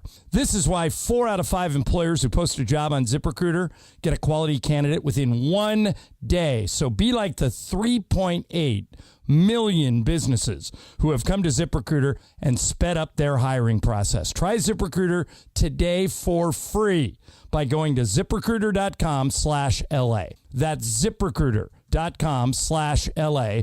One more time, ZipRecruiter.com/LA. Take a sip of sunshine this season with Milagro Tequila. What's up, guys? It's D-Far. Milagro Tequila is made from 100% blue agave, crafted for bright flavor and exceptional smoothness. Enjoy the freshest margaritas with Milagro Silver, mix up some palomas with Reposado, or simply sip Milagro Añejo on the rocks. Milagro at your favorite retailer, in stores, and online. Welcome to the brighter side of tequila. Milagro Tequila. Must be 21 and over. Please enjoy responsibly. Meet Cheryl. Hey. She's on vacation and lost in the moment. Unfortunately, so is her Chase debit card. It's gotta be somewhere. Maybe she lost it at salsa night. These skirts should have pockets. Or maybe she lost it at Pilates. 3 and 2 and... But she's not worried. With the Chase mobile app, she can lock her card till it turns up. Tools that help protect. One bank that puts you in control. Visit chase.com/checking. Chase, make more of what's yours. Chase mobile app is available for select mobile devices. Message and data rates may apply. JP Morgan Chase Bank, N.A. member FDIC. Something amazing is happening in networking. organizations are scaling with less stress. That's because CDW is designing and implementing intelligent HPE Aruba networking solutions that simplify and secure operations. With automation at the center of your data center, growing pains can be a thing of the past. HPE Aruba Networking and CDW. Make amazing happen. Learn more at cdw.com/Aruba. Be sure to listen to Rams Super Bowl champion DeMarco Farr every Monday in the 9 a.m. hour on his new show, The Travis and DeMarco Show. He's going to give you his best of from the whole football weekend. And you know, when DeMarco serves up a best of, you know it means something. Don't miss it. They've got their best of the weekend, plus your chance to win a Fantasy Springs weekend getaway prize pack with your best of. That's Mondays in the 9 a.m. hour on the Travis and DeMarco Show on 710 ESPN. Made possible by Fantasy Springs Resort Casino. Escape the everyday at Fantasy Springs Resort Casino, just minutes from Palm Springs. You've seen him on the roast of Tom Brady, and you've heard him host the #1 podcast in the world, Kill Tony. Now see Tony Hinchcliffe perform stand-up comedy live at Fantasy Springs Resort Casino, Saturday, November 16th. The man behind millions of views worldwide and countless sold-out shows brings his stand-up set to you. Critics call him a must-see. Don't miss this stand-up comedian, writer, podcast host, and professional wordsmith, Tony Hinchcliffe. Tickets on sale now at FantasySpringsResort.com. And yes, welcome to the Travis and DeMarco Show, now mornings 9 a.m. to noon on 710 ESPN, your destination for LA sports. Let's get back to the fellas. The Travis and DeMarco Show continues right now. All right, it's Monday after a college football weekend, so we have College Football Corner, and the one for right now is going to be on Arch Manning, everybody. Hey! Arch Manning got on the field over the weekend for Texas Longhorns after Quinn Ewers went down with an abdominal injury. That injury might not be as serious as they had anticipated going into it, so who knows how long Arch will start for the Longhorns, but he is projected to start next week against ULM, usually at Louisiana Monroe. But Arch Manning not only threw a 75-yard touchdown, he also ran for a 67-yard touchdown. And that we know those genes do not come from his uncles because they are not running quarterbacks. So how excited are you for the Arch Manning era whenever it does come to the Texas Longhorns? DeMarco, I'll be honest. I have been aware of Arch Manning for a long time because his last name is Manning and because he was one of the first guys to get really big-time NIL money. Yeah, and this is against UTSA, so with a grain of salt. Sure. But he looked really good, but I really haven't seen him play a lot. Quinn Ewers might win the Heisman Trophy, so it's not like he can't get on the field because he can't play. He's got a guy in front of him who's really, really good on a team that's really, really good. The Longhorns are rolling, but I really haven't seen him play a whole heck of a lot until this weekend, and that looked amazing. He's like the bloodline type guy. It's like Marvin Harrison Jr. You can tell he's done this since birth. He's just that far ahead of people. So when he becomes the starter, Texas will still be good. Texas has it going now. Yeah. Sark. When he takes over, it'll be more of the same. And I would not be surprised if he's the first pick in the draft. Number one, he's a Manning. Number two, he's pretty good. He'd be in the 2026 draft. I would not. Don't be shocked when he goes number one because he will be. He's football royalty, and he's good. And he's at Texas during a time when they're on the upswing. So he'll be on the front page of every magazine come next year. But it's not like Bronny James where you're just drafting him because of his name. No, he's got talent. I mean, he really does. So does Bronny, but this guy's got talent. I mean, look who his references are. You know, Peyton, Eli, his dad, or Archie. I mean, his grandpa. His grandpa. I mean, you've got people. So yeah, he'll be in the league soon, and he'll be leading Texas to playoffs. The bloodline thing is interesting to me because I get it. Sometimes it's like, well, shoot, there it is right there, right? Marvin Harrison is a great example of that. Sometimes you get a guy that's just, as good as the dad is, this is just the next level up, and it looks amazing. But then there's what Emily suggested, where there's not that Bronny isn't a good player. Time will tell. Maybe he's not an NBA player, but good enough to play in college and everything else. But just because his last name is James doesn't mean he's automatically going to be good. And I don't know about Manning. Just haven't seen it enough. But I'd like to see him play a little bit because to me, this does feel a little more Bronny than it does Marvin Harrison Jr. Oh, And here's why. And it's simple. It's simple. Marvin Harrison Jr. went to Ohio State and kicked ass. Yes. He was awesome, right? He was awesome on one of the best teams in the country. Bronny James was not playing, underlying circumstances because of health and all that. Yeah. But did not play much on a team that wasn't very good. Okay? Yeah. Circumstances, sure. This is kind of in between the two things. This is a big name on a really good team, but he's not playing. Like I said a second ago, Quinn Ewers is a really good quarterback. But I just want to see him play. I just want to see him play against really good teams. The transfer portal is big. So if Arch Manning wasn't a Manning, if he didn't have to depend on football to feed himself and his family, he would have probably transferred. Yeah. He doesn't have to worry about money. He can sit and wait to be the quarterback of Texas, and he gets to learn and hone his craft. And Texas paid him a lot. Yeah. So when he takes over, he's going to be more than ready. You can tell the difference when you see some of these college quarterbacks when they throw out patterns or deep balls, when they have to hitch it, and it just doesn't look right coming out of their hands. You can say there's no pro potential there. With Arch, you can tell this dude's been doing this forever. How far ahead are teams playing? Like he'll be draft eligible in a couple of years. Yeah. Or he'll be in the draft in a couple of years. Teams right now looking, that's our guy. And it's 2 years, 3 years down the road. Maybe there's a freshman. That's the guy. That's the one we want. We can't get him yet, but that's the one we want. Absolutely. That far down the road. Who wouldn't want to be connected to the Mannings? Yeah. Really, think about it. But do you just cross your fingers and hope, or do you start to try to set things in motion? I mean, you're going to have to be picking high, and I don't think anybody's going to tank for the guy. But, I mean, if you probably have an idea, we'll be picking around here, around then, you'll target Let's say that guy. he is number 1 or number 2. Okay, he's right near the top. If you want him, you're going to have to pick first or second. Yes. Your record says you're going to land somewhere in the middle of the pack, 15, 16, 17, somewhere in there. Do you put together the Godfather offer to move all the way up? Absolutely. Like they did with Goff? Your draft capital to get him? Yeah. I'm sure teams have already have him circled. We want him to be our guy. No matter what, we're going to move up to get him. He's a Manning, like I said. You know who I'm trying to like, and it's hard to, and he's going to be a pro no matter what. I don't know if he's going to go number 1. You know what I'm going to say? Shedeur. Oh, my God. It's hard. It's really hard to like him. But he's talented. Do you not like him because he talks a lot? Is that what it is? At least he's being honest. And I hear this out of the media. I wish people would just be more honest. Well, he's being himself. Yeah. He's being an absolute brat jerk. That's who he is, right? There's another word I know you wanted to say. Of course. Right. But that's who he is. He's being who he is. Did you see the exchange he had with the Colorado State QB? That is so unacceptable, but at least he's honest. That's what you want in an athlete, right? Oh, you want him to be honest and not phony. This is a hard one for me because I kind of like it. I wouldn't want my kid to do it, but I like watching it. You know what I mean? I don't mind because the other dude did it trash first. Right, that's what I mean. Like this guy's chirping on whatever it was, Instagram or whatever. You can't get away with that. And he's coming over and he's like, "No, bro, I told you can't mess with me. You can't mess." I respect that.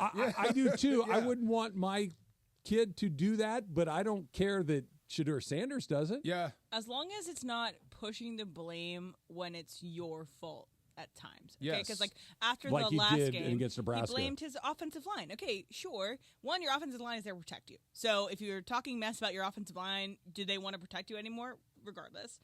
But you can talk mess and you can talk to people's faces, but when it's your fault, if you don't own up, I'm just like, okay, whatever, dude. You know, that's what I think about people who do that. If you talk mess, you got to talk mess all the time and accept when you're wrong. And you got to stand up when it doesn't go your way. Like when you go out there and you get it put on you, I need you to talk after that too. It's on me. Yeah, it's on me. I did it. And just show up. Yes. Right? Did you ever see the video of Jay Cutler when he finally beat Tom Brady and Tom Brady ran off the field on him? Oh, and Cutler's I do remember walking. Where is he? I'm not giving you that. Tom Brady, I'm not shaking your hand, dude.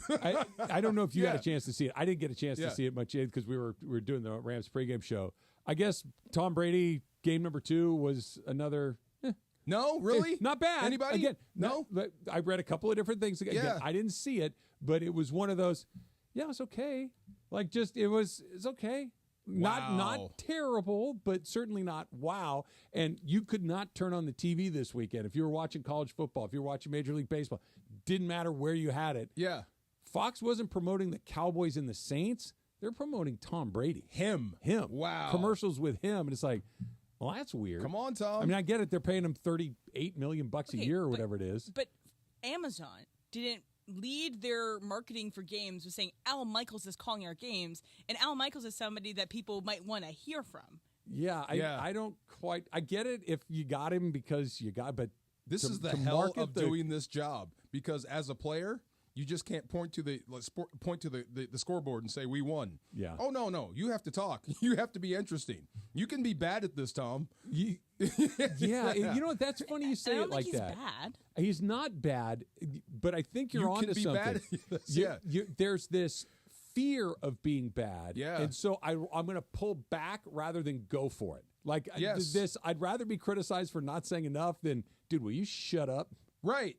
That's what this feels like to me. Go Romo. Just let it all hang out. Who cares? Here's the one thing about Tony Romo, and I know that the pendulum has swung back and forth on this 100 different times. Dude is fired up to be calling a football game. Loves doing it. And that, for me at least, I like that. Yes. Be happy you're there. I'm excited to watch this game. You should be excited to call it for me. Best seat in the house, right? I'm getting paid to be here. This is great.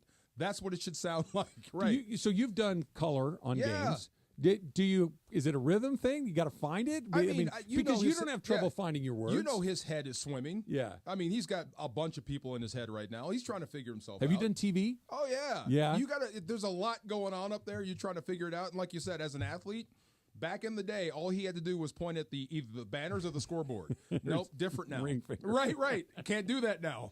Yeah, that's how it is. Factor Caps coming up next. It's Trav. It's DeMarco. 710 ESPN. Next Gen, the official AC heat and plumbing company of SoCal sports fans. Shoot, you got the AC running one day, you might need the heat on the next day. That's why you got to get with Next Gen, the absolute best in the biz. Thousands of 5-star reviews online to prove it. And right now, you can get an $88 drain cleaning. That's right, just $88 on a drain cleaning, and they're going to throw in a free camera inspection as well. So if you got that slow drain in your house, and most of us do, right, call 833-3-NEXTGEN. That's 833-3-NEXGEN, and say goodbye to all of your AC heating or plumbing problems. And if you're concerned about the air quality in your home, if you have allergy problems, call NextGen and breathe easy with indoor air quality solutions to fit any budget. 833-3-NEXTGEN. That's 833-3-NEXGEN, or visit nextgenairandplumbing.com to schedule your appointment today. And yes, coming up this hour around 10:30, it's Move Times. Now that the show is Move Times, it's time for Factor Cap on the Travis and DeMarco Show, presented by our friends at the law offices of Joseph S. Normand. Don't miss Factor Cap coming up this hour around 10:30 a.m. right here on the Travis and DeMarco Show. Don't miss it, Factor Cap coming up this hour around 10:30. If you've been hurt in an accident, let my team help you. 213-747-2000. Hey, it's Travis. And DeMarco. Hey, accidents can be shocking, devastating, and difficult to deal with, which is why you should never deal with them alone and have family on your side. Joseph S. Normand and his trusted team are family, and they're here to help you achieve the maximum compensation you deserve. You know, when my son was in an accident, we called Joseph at 213-747-2000, and he was able to help. You have many choices in a legal team, but family always comes first. Visit normandlegal.com or call 213-747-2000. That's 213-747-2000, the law offices of Joseph S. Normand. Hey guys, it's producer Lindsay. Listen up, sports fans. Gear up for your next game day hang with your friends. What's on the menu? Sliders, wings, chips, and salsa? Well, all your favorite game day foods go great with Stella Rosa wines, a semi-sweet and semi-sparkling wine that must be served chilled. Stella Rosa can be found at your local retailer, so remember to grab a couple bottles next time you shop. Nothing sweeter than a cold glass of Stella Rosa and watching your team compete. Please celebrate responsibly. Park, party, and play at Hollywood Park Casino, LA's premier card room. Now open 24/7. Play no-bus blackjack, poker, and more. Enjoy Century Bar and Grill's flavorful menu for lunch or late-night dinners. Watch your favorite teams and catch up with friends on game days. Unwind and enjoy live music and crafted cocktails at Ray's Lounge. Easy parking and access, Hollywood Park Casino, located next door to the Forum and SoFi Stadium. Park, party, and play. Hollywood Park Casino. Elevate your game. Must be 21 and older to enter. These are approved DOJ games. Geico 004527. Geico 003871. Gambling problem? Call 1-800-GAMBLER. Get ready for the all-new Athleta Presents Gold Over America Tour. Join Simone Biles and America's best gymnasts for a night of action-packed gymnastics. Friday, September 20th at Crypto.com Arena. Fun for the whole family. You and your kids will love this high-energy spectacle. Music, lights, breathtaking flips, and Gold Squad dancers. Let's GOAT! Friday, September 20th at Crypto.com Arena. Tickets on sale now at goldoveramericaTour.com. Why'd the kid jump off the boat? I don't know. Why? Peer pressure. Oh. Good one, Ned. Ned isn't funny, but Ned owns a boat, and you don't. So every time Ned tells another one of his unfunny boat puns, you're going to laugh loud and keep on laughing until you get a boat of your own. A pier where you put a boat. Yeah, I get it. And when you do get a boat of your own, make sure you save money by bundling it with your home, auto, or other vehicles with Progressive. Progressive Casualty Insurance Company affiliates and other insurers. Not available in all states. Tommy! I can't wait for golf this weekend, huh, buddy? Time flies. Love you, man. Oh, don't forget your knee brace again. We aren't in college anymore. Moments together matter, so help protect yourself from RSV. If you're 75 or older or 60 plus with a chronic condition like asthma, COPD, heart disease, or severe diabetes, you're at higher risk of landing in the hospital from RSV, and there are no prescription RSV treatments. Check eligibility and schedule your RSV vaccine at vaxassist.com. Sponsored by Pfizer. Here we go. It is Factor Cap time. Factor Cap. On the Travis and DeMarco Show. Each weekday around 10:30, producer Emily serves up what's going down, and fun and frivolity ensues. Special thanks to the law offices of Joseph S. Normand for making Factor Cap possible. It's Joseph S. Normand. It's Factor Cap on the Travis and DeMarco Show on 710 ESPN. And if you've been hurt in an accident, let me help you. Call my office at 213-747-2000. That's 213-747-2000. Let's do it. Factor Cap. Right now. Take it away, producer Emily. Welcome to Factor Cap. Thanks, Joe. Aloha. What's up? All right, so over the weekend on Friday, I saw a movie called Speak No Evil. There's been tons of ads around. Who's the male lead in that? James McAvoy. That's right. Okay, Professor X. Yes. And so it's based off an original Danish film that came out in 2022. I think that version's better. But Dude, regardless. it's gotten bigger, too. DeMarco, where are you on Danish films? Danish films are good. I like Scandinavian. Not films about Danish. Oh. But rather Danish films. I can't name a single Danish film. Films about Danish, I'm in, though. Yeah. I like Scandinavian films. Scandinavian, huh? Yeah. Cheese Danish? Oh, come on, dude. How about that one with the little chopped up apples in the middle? Yes. Those are pretty There's good. not a no in that sentence. If you're looking for a good Danish film, watch Speak No Evil or watch The Worst Person in the World. What are we looking for? Good Danish. Right. I don't know. I can help you there. McAvoy is bigger, isn't he? He's muscular now. So yes. And he got muscular for this role because it kind of asked him. But the basics of the movie is no spoilers. People meet a couple on vacation. A kind of down their luck couple that is like they're trying on this life that's bigger than what they are, and they're trying to kind of like imagine themselves. So they go on like an Italian holiday, as they like to call it in Europe, and they meet James McAvoy and his wife, and they become friends. And then James McAvoy and his wife invite them to visit them in their country estate, even though they only met on vacation. And then stuff happens. Okay. But I would never get into this situation because I would not make friends on vacation. Okay? You just go on vacation to hang out with whomever you're on vacation with. Really? Or yourself, and you live your life. Okay? So my statement is, you make friends on vacation. Travis, Factor Cap. Fact, but not anywhere near what this is. Like when Susan and I went to Napa a couple weeks ago, we met people on this trip. Susan, my son has 100 bottles of bourbon. 200 bottles of bourbon. Not them, but two couples that we met at a different winery. Susan actually ended up exchanging numbers with one of the women that was there because Susan's taking a trip to Nashville. That's where they're from, et cetera, et cetera. But they were very nice, and we hung out with them for a little while at the winery for a while. If they texted you and said, hey, would you want to come visit us in Nashville? Absolutely not. Yeah.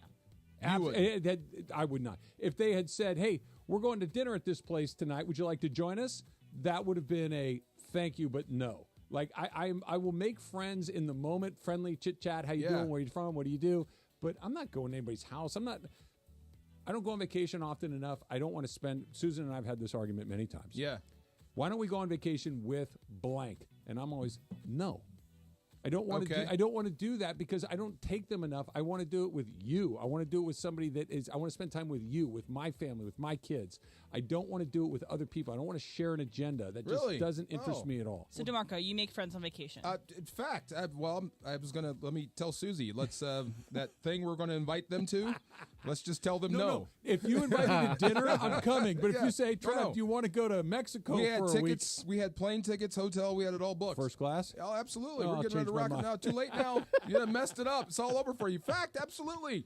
Done this a few times, right? Mm-hmm. Met people on cruises, met people on a European vacation, and brought them to our house. Really? Yeah. Come on, visit us. Go watch Speak No Evil. Well, within a day, I'm like, we really don't know these people. You know what I mean? You don't. Right. Yeah, we really don't know who they are, and they're not very much fun. They were fun on vacation. They're not fun as house guests. Well, vacation, everybody's in a good mood on vacation. And everybody's lying. Yeah. Yeah. Right. Right. Yeah. Sure, let's get another one. Absolutely. Yes. Jorge. I'm like Travis. I don't like making friends with other people. Brenda does. She'll exchange numbers, and then she's like, hey, let's have a play date with such and such. I don't know their kids. I don't know what they're about. Like you say, people might lie on vacation, but they do. Yeah. So Brenda does that. I like to just me, Come on, my get kids. Out there. I love to meet people. Right. No people thanks, nice. bro. That's how you learn about the world. Go watch Speak No Evil, and then see if you want to make friends on vacation anymore. I tend to agree with you, but I'll get to know you over a dinner. I don't need to go on my vacation. I don't need to go spend a ton of time with people I don't know. But even on vacation, if they invited us for dinner, we're there already. So yeah, I'll join them at the joint. Okay, I'll join them for dinner. Sure, I mean because we're already there. But I'm not inviting you to my place or like over to my city. People are people. Heck no. So why should it be? Okay, what if they're people are people? Yes. What if they're in Los Angeles? You're not inviting them to your house, but like let's get dinner while we're in Los Angeles. That's cool. That's safe. Yeah, that's okay. safe. It's like 2 hours of your time. I have done that. Yeah. Not with couples, but when we went to cover the Final Four one year, we went to play golf. The Final Four is Saturday, Monday, so you have Sunday off, right? And went and played golf, met these two guys. What up, Cleve? One of them was named Cleve, which I thought was hilarious. Yeah. And I still text with the guy, and when he would come through LA, we'd go grab a beer, things like that. So I've never met a Cleve. That count? Neither. I've never met a Cleve before. Cleve. And if you're interested in watching the original version of Speak No Evil, it's on AMC Plus, and it's really good. And it's way darker than the Speak darker. No, Speak No Evil. Wow. All right, so last week after week one. Some Raiders reporters were caught on a hot mic talking some mess about Gardner Minshew, and Gardner Minshew found out about it and made sure to make a statement about them. But this is what the Raiders reporters said while on a hot mic after week one. Unless Gardner really kicks ass, I think he's going to get his I'm not a fan. Not a fan, but I guess I just want them to win, so I guess if you can help them win. I mean, shit, see what Derek Carr did the other day? Holy crap. I didn't like Carr at all. The problem for Carr here, and you could see it happening, is that all that was getting overthrown. Oh, God, it's terrible. He was just a mess. So basically, he's going to get his butt kicked by the Ravens, and, there's no chance that he doesn't get his butt kicked. And then, did you see Derek Carr? He's playing really well. So, my statement is, you have ever caught somebody talking mess about you? Like, not that you heard it from someone else, you've walked into a room and they were in the midst of talking about you. DeMarco Patrick. Absolutely. Fact. Yes. Those were Raiders reporters, like employed by the Raiders? I don't know if they were employed by the Raiders. I think that they cover the Raiders, so it might be like an athletic situation or like a Vegas Tribune. I don't know what their thing is. See? More vindication for Shannon Sharp. See? Things can happen. You're not sure what's being live and what's being recorded. See? Right there. Sharp. But fact, in school, we had this thing called the Hub. This is UW, where all the athletes sat. And there was some girl sitting behind me that was talking trash about me, about how bad of a person I was. Oh, no. And I was sitting right behind her. What'd you do to her? I said, spun around, and I said, yeah, that DeMarco guy is really a jerk. She goes, yeah, isn't he a jerk? Had she never met you? Never met me before in my life. Oh. But she was ripping me to shreds in front of everybody. Did you out her? I just kind of let her go. Did you say, everybody by the way, around, that's me? Everybody around her was like, he's right behind you. At the end, you go, hey, DeMarco, nice to meet you. Right. Right. Yes, but absolutely fact. Yes, I've caught people talking trash. Trev? No, I mean, I'm sure. I'm not sure. I'm 100% positive that things have been said about me, but I've never overheard them with my own 2 ears. Like, I don't think I'd like that very much, right? Or gotten an accidental email, an accidental text about yourself. I really haven't. Like I said, I'm not naive enough to think that nobody's ever said something crappy about me. I understand that. I understand that I'm not everybody's favorite person. I realize. Yes. But I've never actually heard it with my own 2 ears. Jorge? There was a period where Brenda and I used to work together. She worked at a pharmacy. She was a clerk, and I was trying to figure out my job situation at the time. She's like, hey, come work with us. So she used to have lunch at this Subway or sandwich place nearby. And this is my first week working with her, my first couple of days. So she's like, hey, let's go to Subway. We go to Subway. We walk in, and they're talking in Spanish. The guys, the girls in the back, talking about Brenda, not knowing that we speak Spanish. So they're bad-mouthing. They're doing this, and this. And then when Brenda's turn to order, Brenda says in Spanish, she's like, "Oh, give me the number one." But she responded in Spanish, and they didn't know what to do. Did just the color run out of their faces? Oh, for sure, yeah. But it's like they were talking smack, but not realizing that she spoke Spanish. Oh. Yeah. I haven't had this situation happen where I felt like I overheard someone saying something bad, but I have heard Emily obviously is a common name, so. My friends, I had asked if they wanted to hang out. Like, I had a group chat with 2 of my girlfriends here in LA, and I was like, hey, guys, do you want to go get dinner on Thursday? Whatever. And they say, oh, no, sorry, we can't. And then I get a text. They were having a group chat because another Emily that they're friends with, that they're going to get together and do something on that day. And I was like, just tell me you're hanging out with that Emily. I don't really care if not. But, I was in that group chat. I was like, hey, guys, it's Emily Hebel, not the Emily you're trying to talk to. Not the other one. Yeah. The group chat back and forth could be rather daunting. You have to be a little careful about which group chat has who in it. Yes. It could be a little. And I just made sure to be I just set a waving emoji being like, I'm hi. Me. And they can see the right thing. here. Reply all. Oh, never. Yes. I got one more for you guys. So I saw this tweet. I thought it was funny. So you know how Virginia's slogan is Virginia's for lovers? Yeah. Yeah. So it's kind of a known thing that Virginia's for lovers. So if Virginia's for lovers, we need a state for haters. Jorge Fetracap. Oh, fact. Yeah. What state is that? Jersey. Yep, 100%. Boston. Well, Massachusetts, I guess you would say. Yeah. Trev? Yes, and it's Jersey or Massachusetts are the 2 answers that it absolutely has to be. Hating things is fun. Honestly. Is it really? Yeah, rooting against something, rooting for something's great. Yeah. But, for instance, love to root for the Dodgers, love to root for the Rams, right? Love it. But rooting against another team can be just as fun. That's not fun. Why Come not? on, that's terrible. Do you root against the 49ers? Yes, only when they play the Rams. That's it? Only you don't when like they play it when the they Rams. lose somewhere else? Look, I have a lot of NFC West loyalty, so when we're not playing each other, I root for you. Even San Francisco. I mean, I don't really root for you. I just don't root against you. But yeah, it's so funny, right? When teams win, like the Rams, when the Rams win, no one cares, or some people don't care. When they lose, front page. Oh yeah, yeah. That I don't like. Yeah. Well, that's good sign, right? Is that? Yeah, absolutely. Dodgers are like that too. Absolutely. Yeah. You know who? Dodgers, Yankees, Cowboys, those teams that when they lose, everybody goes, Duke basketball, there's the Lakers. Yeah, see? It's because it's not what you expect.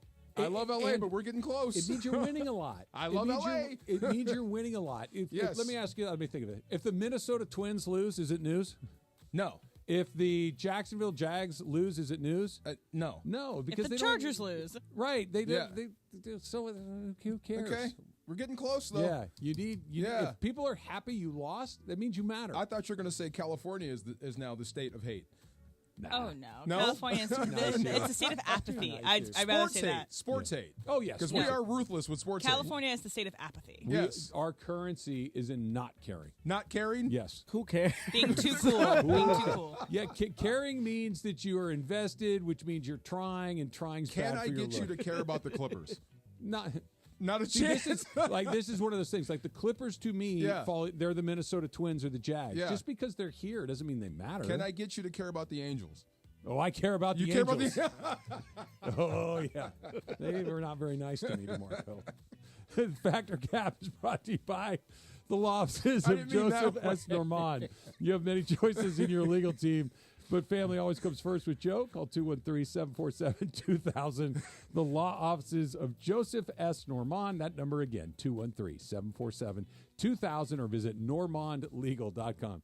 No one is happier than when the Angels struggle than this guy. They weren't nice to you? I got to hear this. Yeah, well, it's a long run. Hear this. We got plenty of time. We'll do it. There is a path to win the World Series. It's narrow, but it exists. That's coming up. It's Travis and DeMarco, 710 ESPN. It's Evan Cohen. What a football weekend. We're all over it today on a Monster Monday on 710. Who will be more upset about the Rams today, Travis or Mace? Or maybe DeMarco? Speaking of Mace, how does he feel about his Bears winning the NFC North guarantee? Raiders won for Ireland and Bergman. Oh, and Cappy must be happy about the Chargers.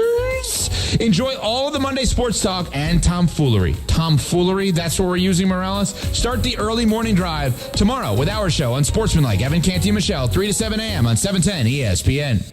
Ugh, I've been feeling so sluggish and just kind of blah. Been there. That's why I take Align yogurt-coated probiotic fruit bites. But I suppose they taste blah. Actually, they taste delicious. It's an apple blueberry flavored center covered in a yogurt coating and is infused with probiotics to help support a healthy gut. They come 5 in a pouch. I just toss one in my bag and go. Toss one in my bag? Get your own. New Align yogurt-coated probiotic fruit bites from the makers of the #1 doctor-recommended probiotic brand. Find them in the digestive care aisle.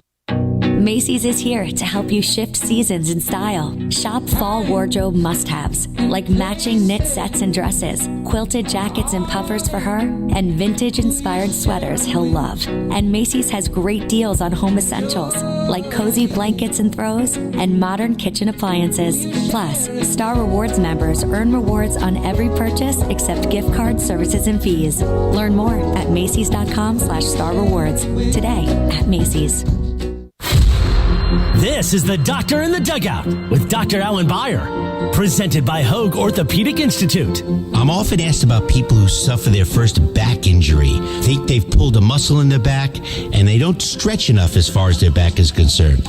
So when do you seek care from a doctor when you've sustained a back injury? At Hoag Orthopedic Institute, we like to tell people that the most important thing is to watch and see if that back pain is radiating down your leg, causing any numbness, causing any weakness, or any bowel or bladder dysfunction. These are surgical problems usually and require a more urgent visit to the emergency room rather than waiting to see the doctor. If none of these signs are present, it's safe to wait it out, rest for a few days, and seek medical care from your doctor within a week or so. Hope that helps. Keep stretching your back. If that doesn't get better in a week or 10 days, that's when it's time to seek the orthopedic specialist. Hope this keeps you on the field, and keep listening. We'll be back soon. Keep listening for more on the road to recovery right here on 710 ESPN. Just as every point matters, every detail counts in our meticulously crafted vehicles. Experience luxury at the top of its game. Welcome to Cadillac of Beverly Hills, the #1 Cadillac dealer in the Western region for the 3rd year in a row. Come and check out the incredible selection of new and pre-owned vehicles today at our showroom, 8767 Wilshire Boulevard in Beverly Hills, and at CadillacBeverlyHills.com.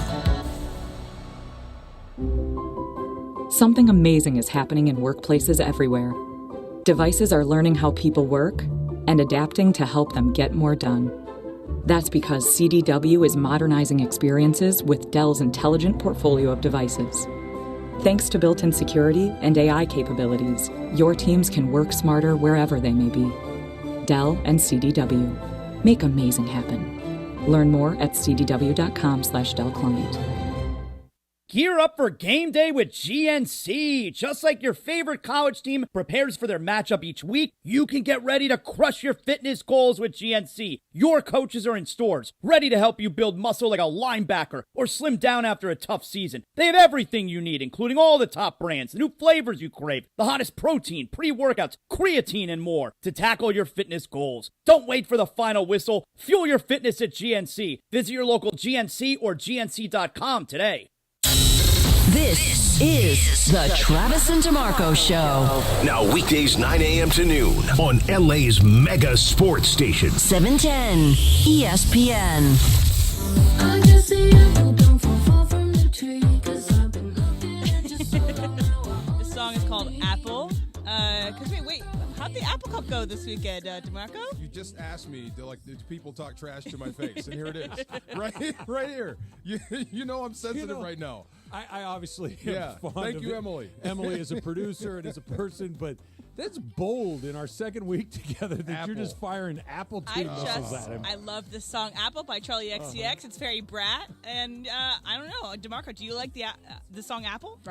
I do not like apples right now. I don't like like anything them associated with apples. Anything with apples right now. A bunch of bombs. It's so weird to have it that early, too. It's like September 14th, whatever. It sucked. The Apple Cup was played. The Civil War was played. All the rivals. The Red River rivalry has not happened yet. You have to slow down to say that, don't you? I know. The R's are really hard for me. At least they're still in the same conference. Yeah. I know. You know, they can push that to whenever they want to do it. Warmest Apple Cup on record, and they got couged. Oh, Jorge's doing something. What are you doing? Apple, how you like them apples? You couldn't wait. See? Right there. I told you. Right to my face they're doing this. Okay, that's all right. We'll be back. When UVA loses to Virginia Tech, which I'm sure they will on their Thanksgiving Day rivalry, then you can do the same thing to me. Oh, I definitely will. Say what's a hokey in my face or whatever. Yes. That's horrible. Horrible. Come on, Jetfish. What are you doing? Run the option on the one with a giraffe at quarterback. They're entering a new league. They're trying to get their footing. New coach. Penix is gone. You don't lose the Roma Apple Cup. Dunze is gone. No, I know. See, a bunch of bums. They only beat us once every 6 years, and they act like it's the Super Bowl. You were telling me some stuff this morning that the Cougar fans are not great. Dirt bags, and they lean into it. Dirt bags, all of them. A bunch of deplorables. They would throw dog bones on us. Then they went to dog bones, poo. like milk bones, or milk like bones. Carcasses from Huskies, dogs. We bark, so they throw milk bones at us. Okay. Then they went to dog waste. Oh. Then they went to roadkill. Oh. They threw a dog at us. What? An unalived dog. What? That is awful. This is what I'm saying. They threw an dead unalived dog at dog. They used the visiting locker room. They know where we're staying, so they'd let you out, and then they'd pull you up right before they get you. They let you into the stadium, and it's right where the students are. Right? The only thing in the Palouse is a bar in that school. So, okay. Yes. Now we're talking. Yes. So I don't know if I told you this, and I think I have. My dad played basketball at Oregon. Okay. Okay. Yeah. And he, I think I've told you. I know they've heard. I don't know if you. My dad is a remarkably positive person. He's a up, energetic, positive. You said that. Yeah. He hates Washington State. See? Like when we go there, he goes, it would always be freezing cold and miserable, and there was Horrible. nothing to do there. The people there feels were like Mars. animals. Yes.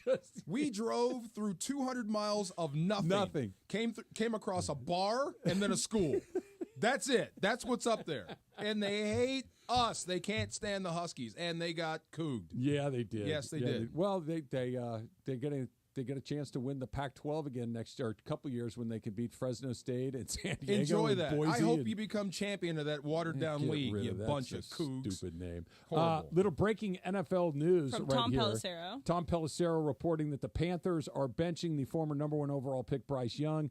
They will start veteran Andy Dalton starting this week. Coach Dave Canales has repeatedly said, quote, Bryce is our quarterback, but with the season quickly slipping away, Canales decided to make a change. He was the number 1 pick in the draft 2 drafts ago. This is not like they've given him a super long runway. They have a bad team. He's got another new coach. Like I'm not saying that Bryce Young has looked anything other than awful. He has. Yeah. He's looked terrible, and I think he's entered the chat when it comes to worst ever number 1 overall pick. Maybe not for sure, but he's in the mix now. He's as a bust, yes. As a bust, right? But this to scapegoat him like that, I mean, that's not like the team is good except for a bad quarterback. They're just bad, full stop. I think they're saving him. I mean, the worst thing that could happen is that kid gets hurt. And I don't want to hear anything about he's too small to play. Didn't you just see Kyler Murray? So I know he's short. That's what I keep hearing about Bryce Young. I just saw a little sprite tear up the Rams. I did. Okay, so it can happen depending on your offense. Picture him with little wings as a sprite, just kind of running there around. is my favorite thing is like Kyler Murray, but like miniature, but his head's big, and it's like. Yes. Did you guys see the meme that went around yesterday? No. It said that the picture. It's a picture. The slug is this is a serious duo, and it's a picture of Marvin Harrison, and then all you see is Kyler Murray's eyes in the top of his head. Oh, my God. But it's not fair. He should have to dribble when he scrambles. That ain't fair if he can do stuff like that. So it ain't his height. He might be a bust. I don't think he's the worst number 1 pick of all time. There might be some guys. Let's talk about this. There might be some guys like Jamarcus. He was number 2. He wasn't number 1. Mandridge was one. Who else was a 1? That's a good choice. Bradford got blasted out. But Bradford played a while. But he got blasted out of there real fast. He did, but he had a 10-year career? Leaf? Yeah. Leaf was 2. Okay. Yeah. I think you had to pay him. Johnny Manziel, was he number 1? No, not a number 1 down pick. late in the first round. But I don't think Bryce Young is going to be on that list of worst first pick in the draft. And it's all about where you go. I think Carolina's done a bad job with him. For sure. Absolutely. I mean, it's just been bad. I think starting from the top down, ownership down, what makes they've it done so a bad much job. worse. It's literally a triple whammy. Number 1, he's not very good. Yeah. Okay, and he's struggling. So that's a big deal. Number 2 is they could have taken C.J. Stroud, who looks They wanted awesome. C.J. Stroud. The owner overruled him. They wanted the whole room wanted Stroud. So Stroud's killing it. Yeah.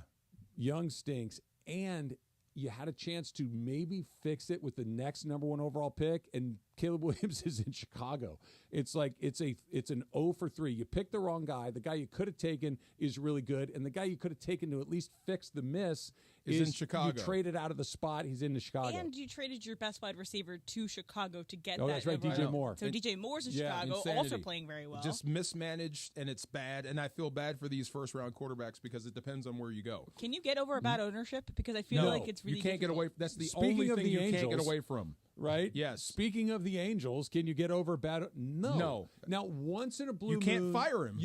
You might catch lightning in a bottle, and just everything kind of comes together. I thought you meant he dies. No. Well, that could happen too. But yeah. if it's what's the expression? A fish rots from the head. Yes. Right.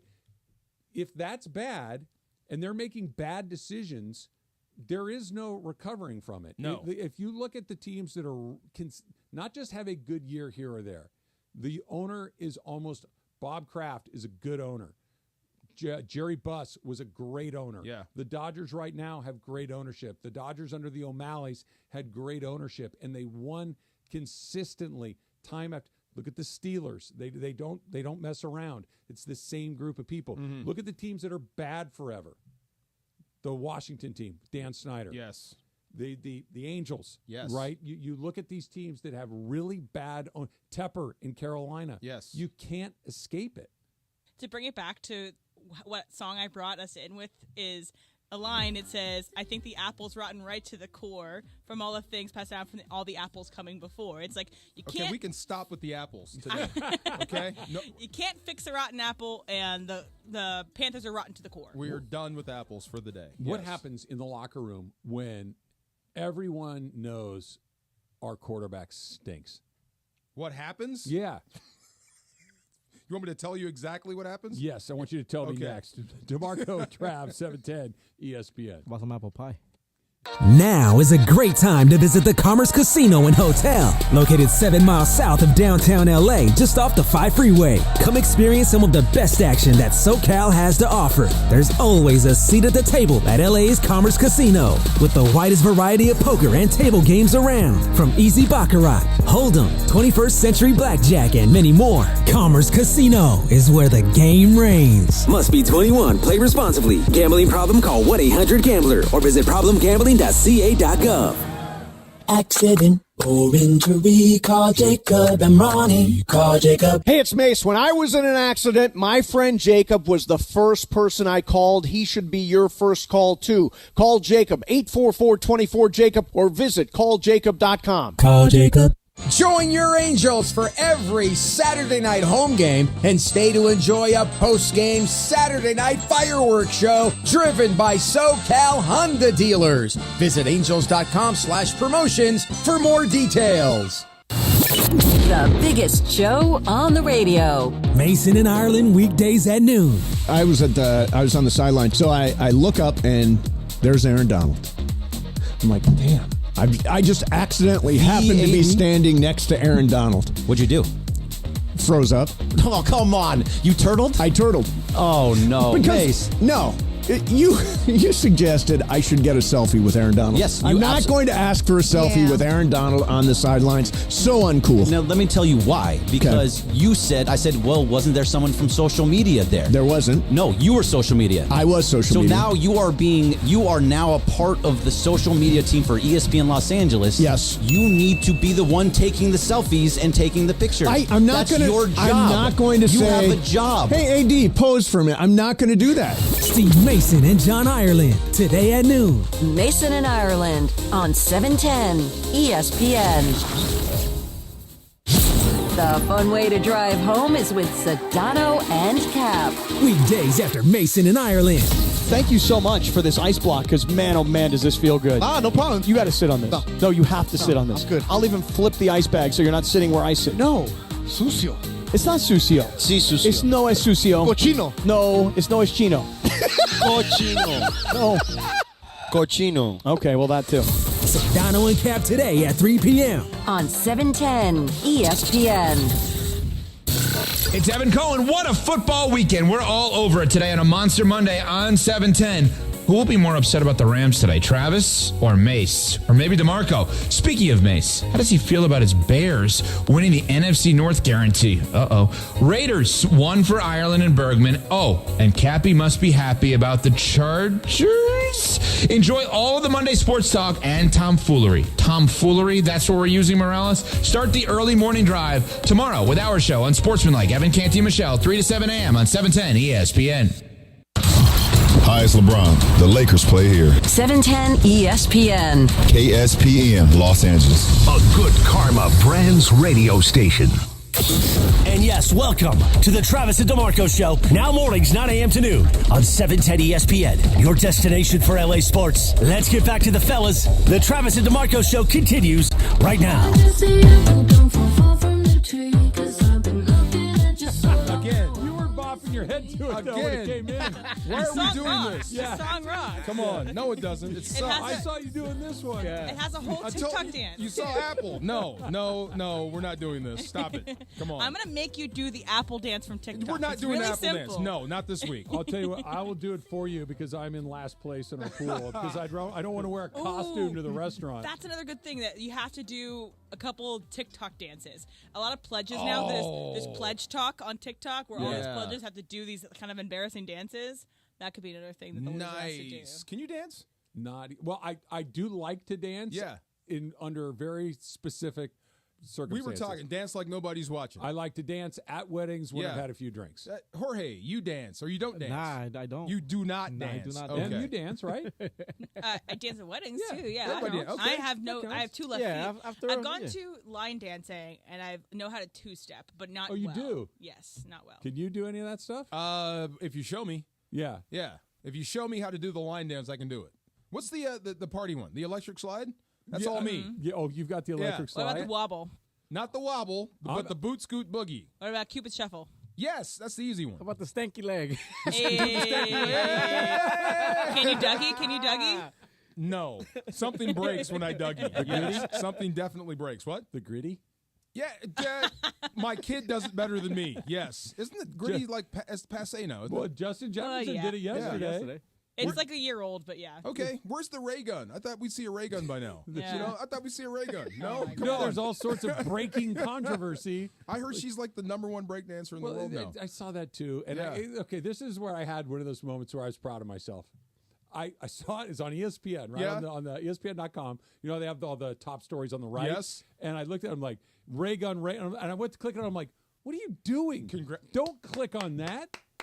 Walk away from that. There you go. You don't care. You Yes. don't even understand what it means. Just walk away. The whole point is to get her more. I'm not interested. I rage clicked. I wanted to. I want to hate her more. Yeah, I want to hate the whole situation. I'm good for a rage click now and again. And then Garrett tweets at us and says that he wants you guys to do the apple dance. It's really simple. Not doing the apple dance. We lost. It's like, I think the apple's rotten right to the core from all the things. You guys don't get me. You know how bad these people are? You know how bad these Cougars are? Apples could be good. Maybe when you win the Apple Cup next year. Yes. The bad guys won. What's your favorite apple? Oh, that's easy. Why are you being a sour apple right now? What? Honey, I see where this is going now. Honeycrisp apple? Okay, what's your I favorite got no apple? friends in the room. DeMarco? Huh? Come on. Yeah, this is the worst day of my life. Apple pie with cheddar cheese. Have you had that? Oh, look at you. Look at you, Jorge. Jorge, what's your favorite apple? I like the Fuji or Fuji. Fuji, I think. One of those. Yeah, Yeah, I like that's Fuji one. too. The green is good. too Yeah. sour. The Granny Smith? Yeah. A little sour. Yeah, mine's called Shut the Heck Up Apple. Okay? Yeah. Oh, You remember the apple guy I love a commercial? cider. I love an apple cider. Washington apples. Hey, thanks, Apple guy. You don't remember those commercials? Guy in the Vespa driving around, Glad handing you you an guys apple. are having fun with this. Oh, man. Have you ever had a slice of apple pie with a slice of cheddar cheese melted on top? I have not. I've seen it, but I haven't. Is it good. really good? Melted what kind of cheese? Cheddar. Cheddar cheese. No, Yeah. I haven't had it. You? Yes. Yeah? And? It's fine. I wouldn't get it a lot, but it's a nice change of pace. The giant scoop of vanilla ice cream is the for better sure. option. Yeah, okay, right. But something to try. I didn't want to mess Very up my pie salty. with ice cream, though. I just like the With no pie. ice cream? No ice No cream at all. olive? No. I just like it just nice. What about apple juice? You're enjoying this, only aren't you? with Look at you. Applesauce. Look at you. Come on. You came on the pregame show yesterday. Yeah. And you told me you knocked out a 13-mile pace on your walk. I was, yes. That's running. I was no? tearing it up. No, I was walking. Technically, like when the walk racers, to make it legal. Speedwalkers. 1 foot has to be in contact with the ground at all times. So Right. technically, I was walking. Okay. I was just walking really fast. I didn't tell you one part. I was on a treadmill. Oh, that's okay. I don't think I can do that on my own. It's on hard the to street. keep the pace when you're just walking down the street. Yes. To keep that pace going. It's unnatural to walk the that surface, fast. you can't control everything. I mean, this was a controlled environment, but I did average 13:43 for 4 miles. And you did that just to beat my time from earlier in the day. You put it out there. You put 14:53. You dropped the gauntlet. I did. Well, it's you just- put that there for a challenge. I wanted you to know. You wanted me to beat it. So there you go. So now I you got to didn't beat have the pace. 13:43. Emily, you would have hated the video I sent Mason and DeMarco yesterday. Dude. What This was made it, me you just mad. Go walking? ahead. Huh? Were you just walking? Well, wait. I was walking, but I was walking briskly. He was walking fast. Go ahead. In my flip-flops. In flip-flops. Tell me that's not We a don't taunt. need a video of your feet. Well, DeMarco sent me a video of his, so I had to respond got it. appropriately. For free, guys? That for is free? a taunt. Yes. So who's the first person to tap out in our accountability thread? It's Mason, Mace. right? Yeah, Mason Did so he far respond hasn't. yesterday? He No, did. He I think- did. But I he think didn't did. post his own. Did No, he? he didn't. He didn't work out that day. Yeah. But he. I thought we had no days off. He at least checked in. Okay. He at least checked in. Yes. Hey, when you're making these videos, does Susan ask you like, "Oh, who you sending it to now?" So I more often than not am When by she sees you. myself. But Oh. she long ago stopped asking me what yeah. I'm doing. She knows 'Cause right it's now, something stupid. I'm at the point where I'm taking a picture of something, Ritz food. It's like, is that for Travis? I'm like, dang, how do you know? Jeez. Of course. I feel like I've made an impact in the We're world. connected. Jeez. Come on. I feel like it's all for show. we're making it happen. I'm getting a lot of these, by the way, Travis. Glass arm, made of glass. This Yeah. is all your Tyler Glasnow stuff. Dude, I feel bad for guys like that. He's out for the Applesauce year.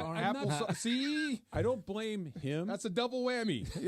It's not his fault. He's hurt. Yeah. Athletes get hurt, but some athletes get hurt more than others. Yeah. And he has been hurt more or less his entire major league career. Yes. The only knock on Tyler Glasnow is He gets hurt. He's unavailable. I don't think they're mad at him. I think they're mad at the Dodgers. Okay, you ready? Go ahead. Here's your path. It's really hard, not impossible, but very, very difficult because keep in mind, you're going to be facing really good teams. Path to the World Series. Path to win the World Series. Okay. You're going to face really good teams with very good starting pitching and all of the bad. Every team has bad bullpen guys. Every team does. Yes. Those guys don't pitch in the playoffs. They're basically there in if the game gets away. That's it. I got you. You're going to go from starter to setup to closer. It's going to happen quick. If they can do what they did last night, and last night I think is a great blueprint of their path to get to where they want to go. They won 9-2, right? Yes, Yeah, okay. but it wasn't that they just smashed them from the beginning. It was 2-2 in the ninth inning. Yeah. Hang around, keep it close, find a way to ham and egg a bullpen game the way that you need to. Like Buehler was pretty good, walked some guys, but they got it to the ninth inning tied. Kopech wiggled off the hook in the eighth inning. That was good. And then all of a sudden, your bombers showed up. Yes. Mookie gets a big hit. Freddie gets a big hit. And then you go back to back to back with Teoscar, Edman, and Muncy. Slug your way to victories because to win games 3-2, it's going to be really hard with what you have on the mound. You've got Flaherty, cross your fingers with Yamamoto, and God only knows what happens. I'm but already if you can assuming, score 7 runs a game, maybe 6, it's really hard to do in the playoffs, but that's your only chance is to outslug the other guys. I'm already assuming Yamamoto is going to be great. I hope so. No, not hope. I'm already assuming he's going to be great. He's pitched 4 innings in 3 months. But how much are you paying him? I know this is so wrong of me. How much are you paying Glass now? He's already, yeah, you're right. He's hurt. But I'm already assuming that Yamamoto is going to be healthy and he's going to be fine. So. He looked great in his first game back, but again, he took a 3-month break. You know, he could have a good one. To him. Yeah. It's a huge ask for somebody that hasn't been through it before, that hasn't pitched a lot. Here's the other silver lining. Shohei Ohtani's going to pitch. He's going to have to pitch. No one has said it officially, but he's going to pitch because think about where we went from 2 Fridays ago when Oral Hershiser came on with us to a soft no, and from he's not going to do it, but he looked really good to he's probably not going to do it. Not going to rule it out. Never say never to we'll see. Now they're putting percentages on it. Yeah, I heard he's going to wait for the big moment and pitch in the World Series if they get there. And then if that's the plan, I don't think you're going to see him because I don't know if they can get there without him. But I'm happy you haven't given up on the World Series yet. Because I would give them a 1 out of 10 chance to slug their way. It just the 1 out of 10. Wow. You said it before. Yeah. Good pitching beats good hitting. The reason that they say that is because it's true.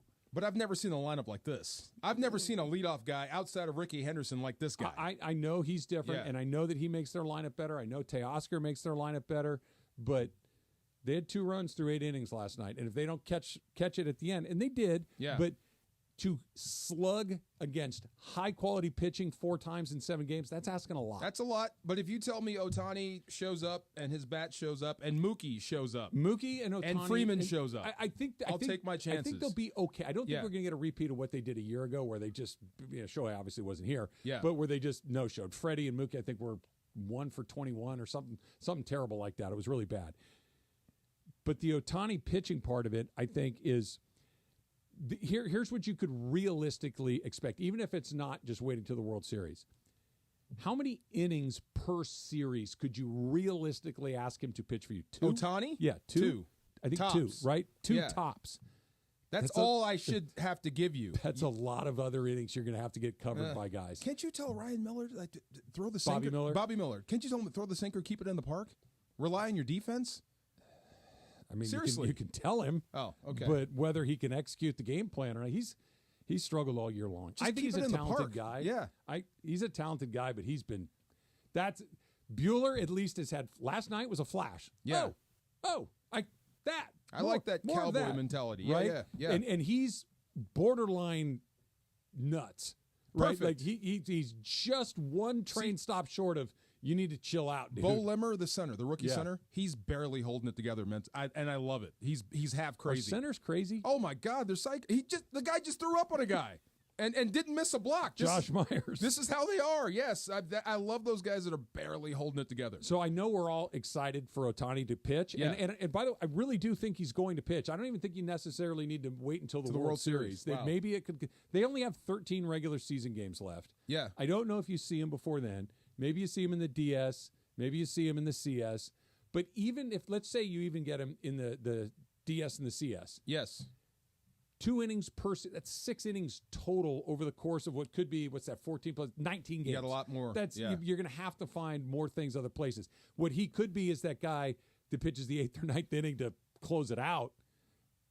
If it gets you a World Series, I could care less if it shortens his career. If it gets you a World Series. I'm with you, but yes.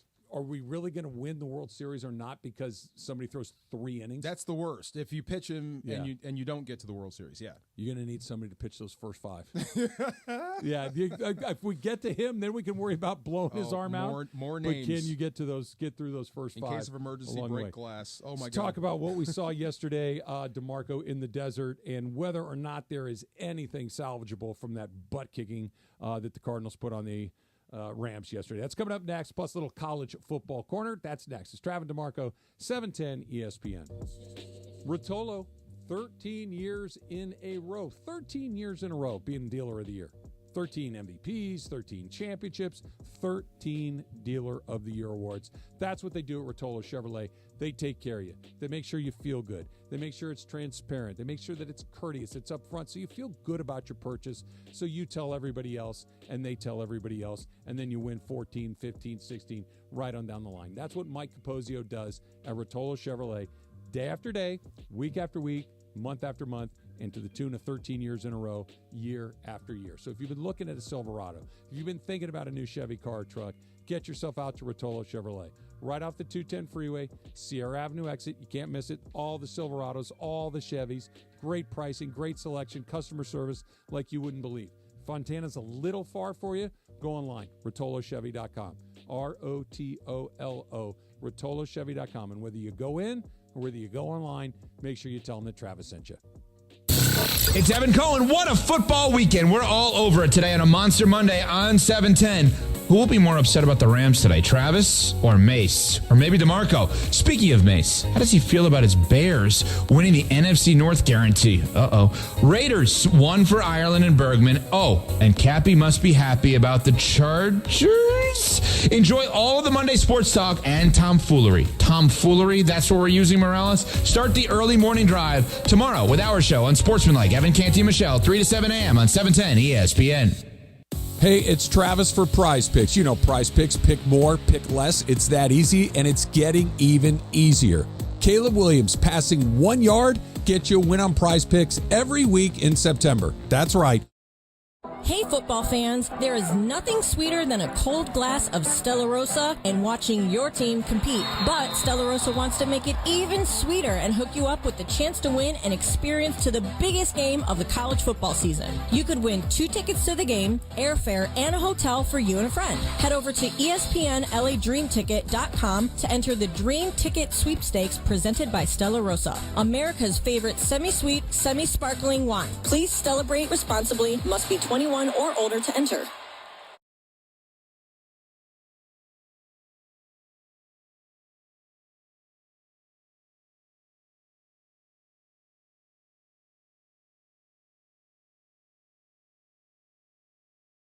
And if you're looking to sell your home, call Seller's Advantage. They'll make you a great cash offer with no need for repairs. They buy it as is. With Seller's Advantage, there are no agents. They can close within days, and they buy with cash. They'll even offer a $10,000 advance to help with moving costs and other expenses. Check out their reviews online and call for a no-obligation offer at 888-390-AS-IS, 888-390-2747, and visit sellersadvantage.com.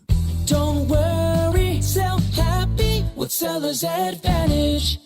Next Gen is the official AC Heat and Plumbing Company of SoCal sports fans. That's right. Next Gen is the absolute best in the biz with thousands of 5-star reviews and happy customers. Right now, get an $88 drain cleaning and they'll add in a free plumbing camera inspection. So, if you're sick of dealing with a slow drain, call 833-3-NEXTGEN. That's 833-3-NEXGEN and say goodbye to your AC heating and plumbing problems. NEXGEN. Call 833-3-NEXTGEN.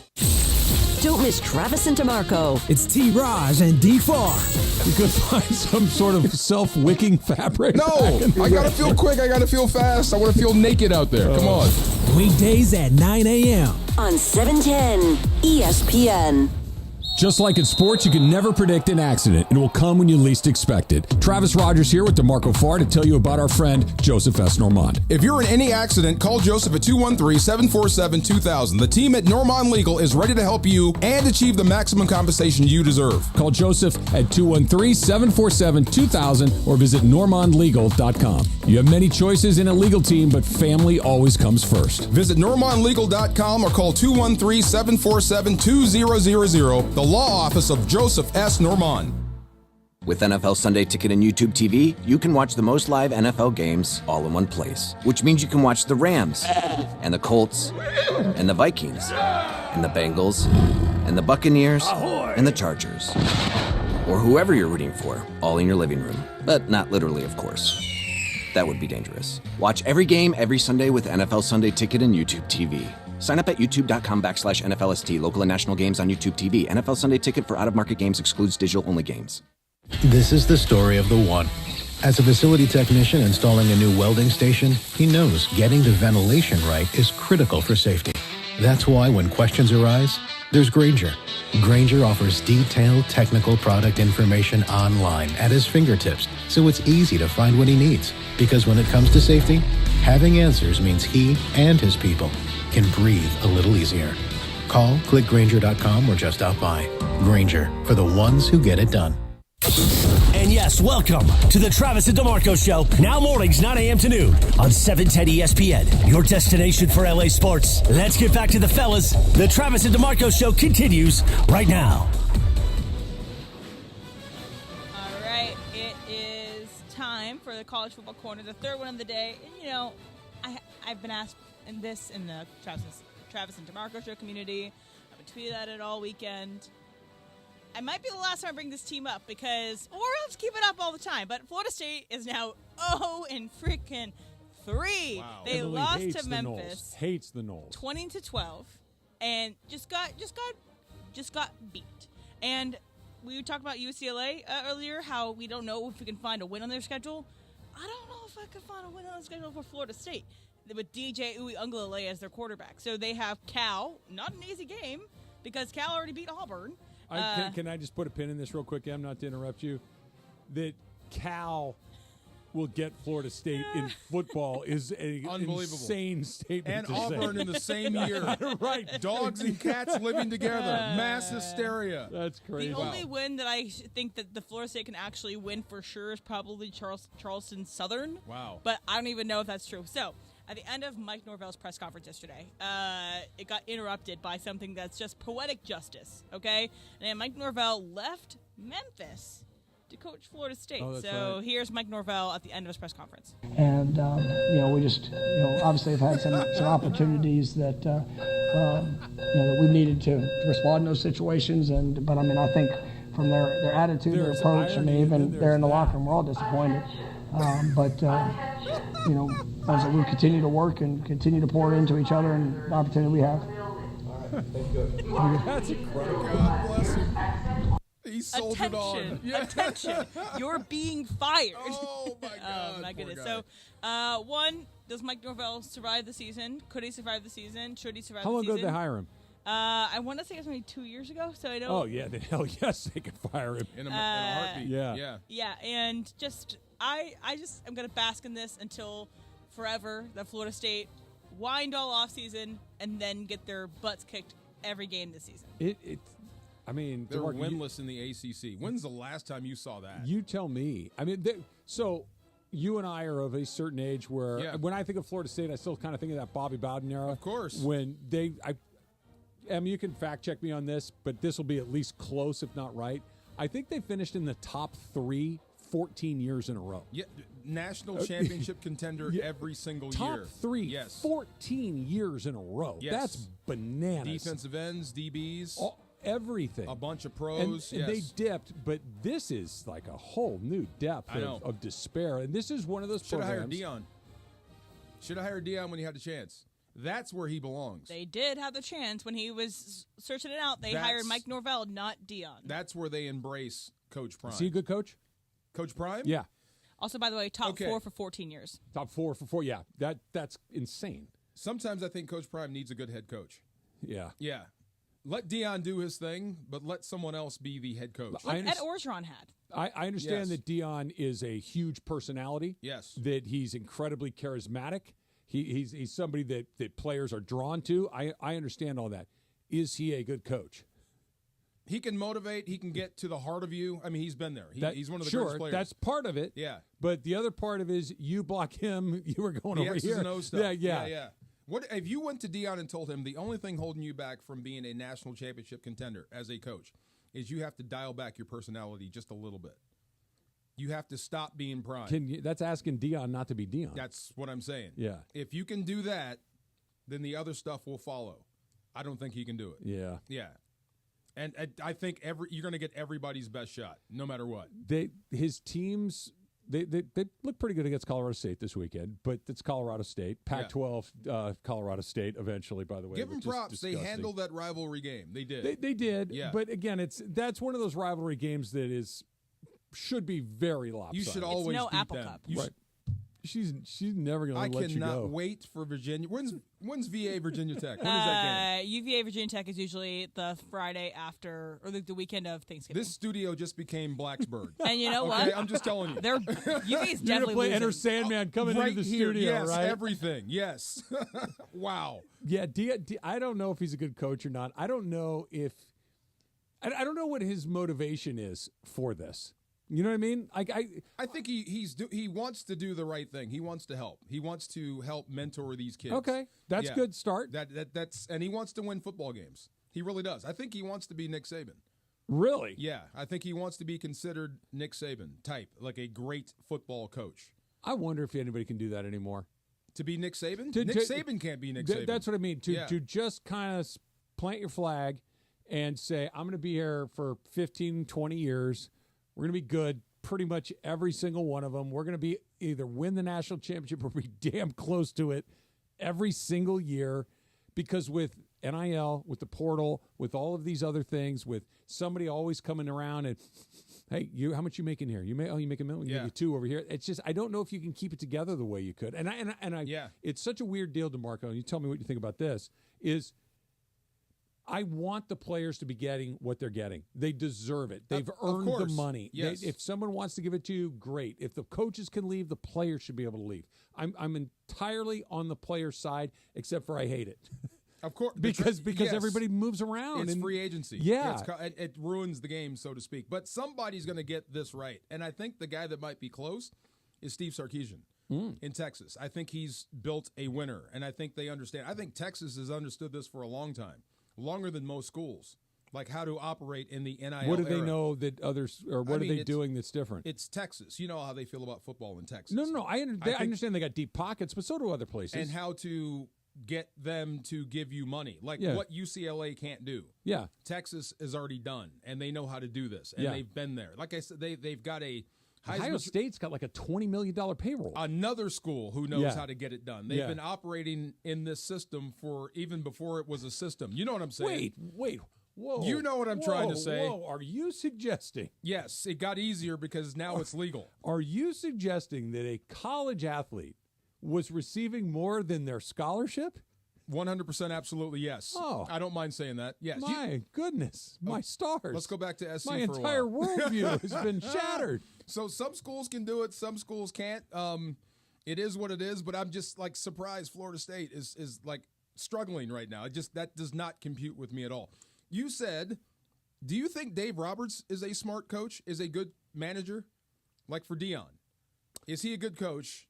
Yes, in some respects. I don't think we know.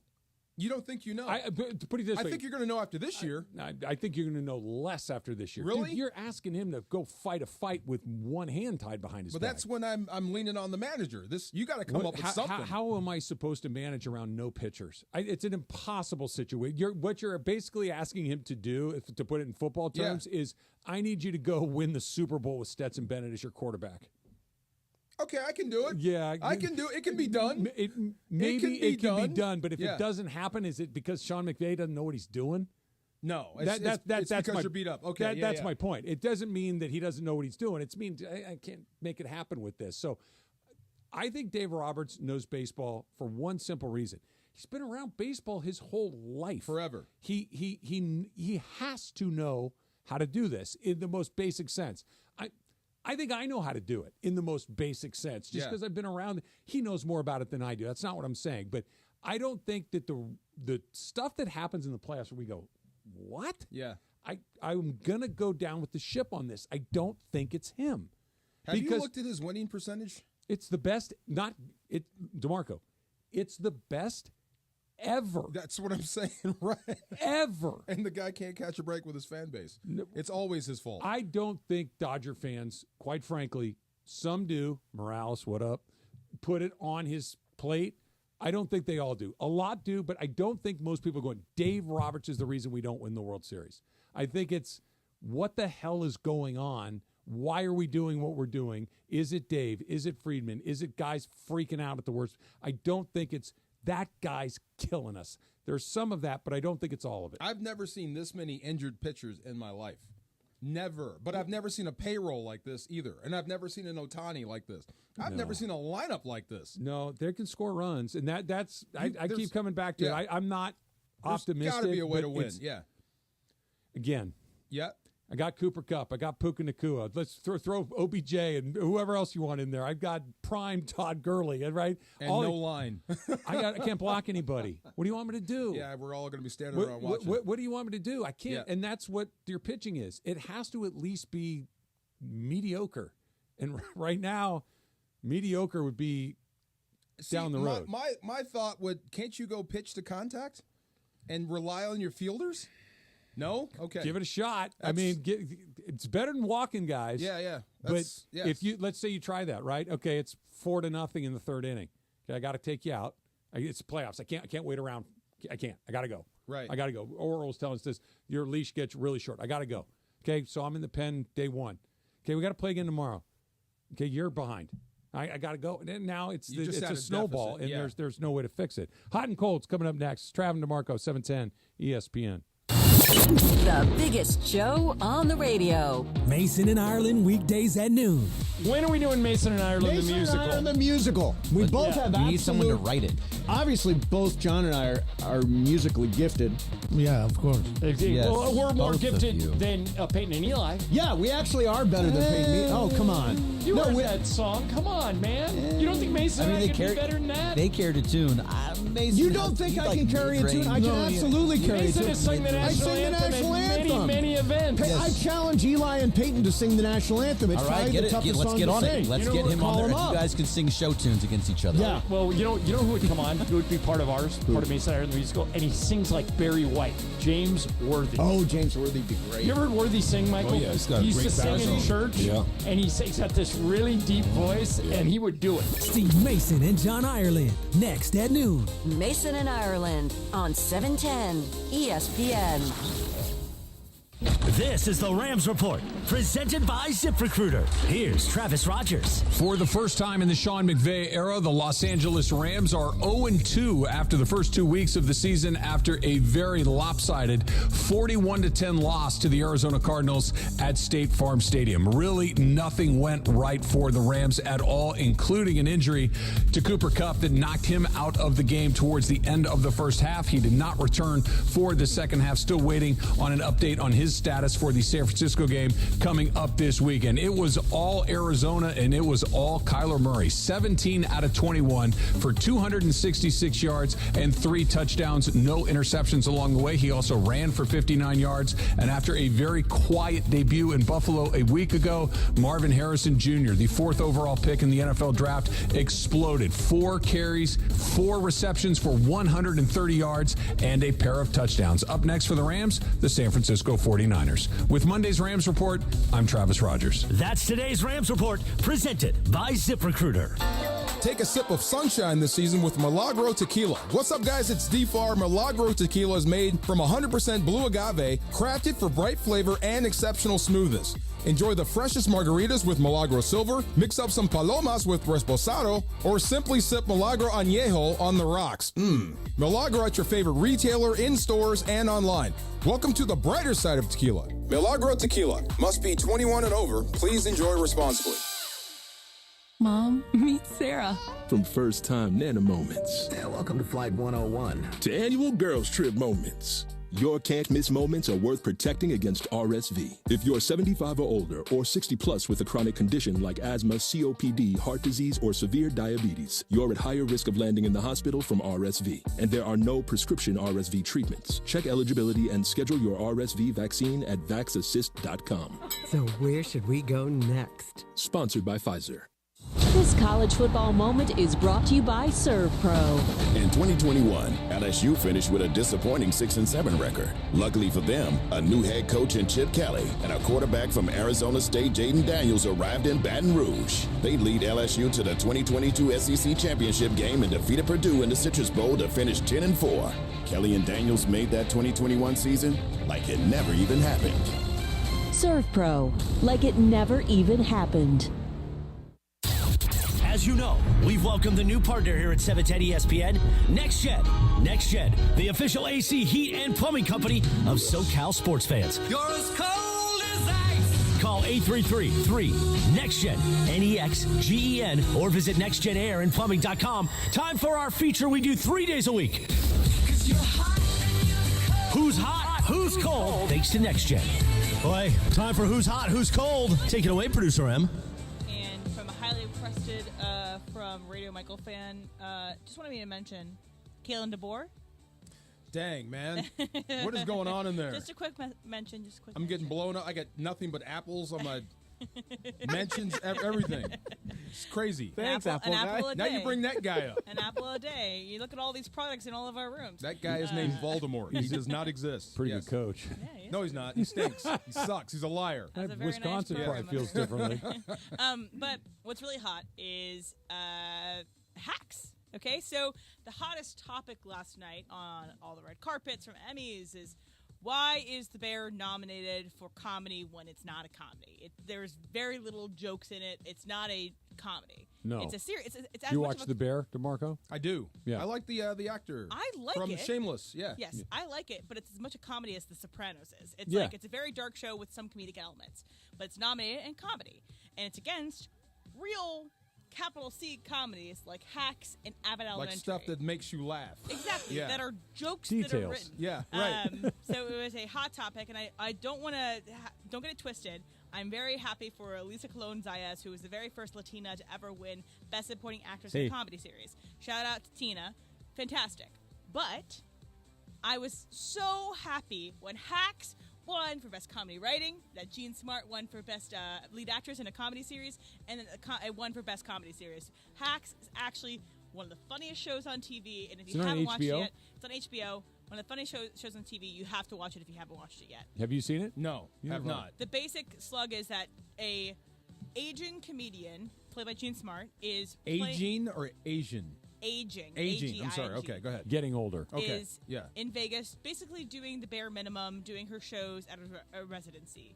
In comes an LA comedy writer who kind of got canceled because of something she tweeted, and is kind of like last-ditch effort to help make this aging comedian better. And they kind of have a tit-for-tat relationship. Very cool, very fun. Hacks is great.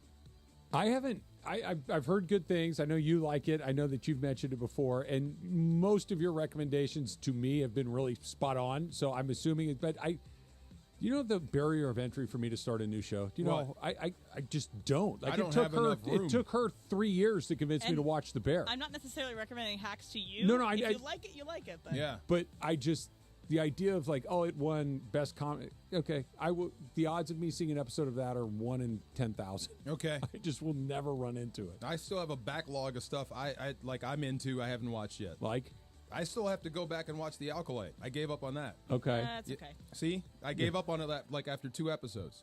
And I'm still trying to get through Game of Thrones. I'm still trying to get through Seinfeld.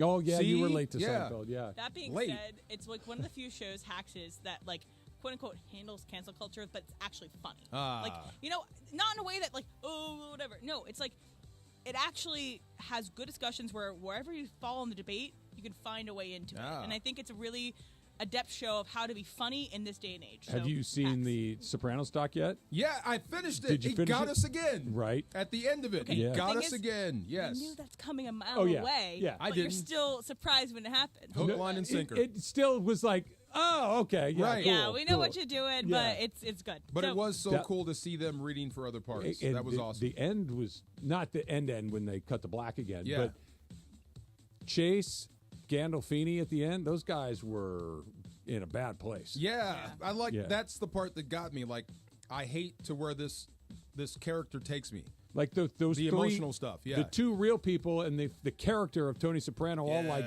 homogenized into this one toxic great show. And David Chase seems like a miserable person, He but does. he feels like he's haunted by all these things, and that's why I had to put it into The Sopranos. But it's still haunts him. Like, it's not that writing The Sopranos got it out of the I want to system. stay in it that made it world. worse. I love that world. Imagine Yes. if that, like, your inspiration for creating that show was your own mother being that toxic in your life. Wow. Right? Wow. Dang. Right? And that's terrible. Yes. And the part David Chase was like, I know why it hurt James so much was because he saw probably a little too much of Tony in himself. Yeah, it's heavy. It's very good. heavy. It's heavy. One of the best docs I've seen in a while. It's terrific. All right, so what's cold? It's Jesse Palmer. So Jesse Palmer calls college football games with Joe Tessitore on ESPN, and he was calling the Florida game. That's a good-looking dude, right? Yes, he hosts The Bachelor. Very handsome. Okay, yeah.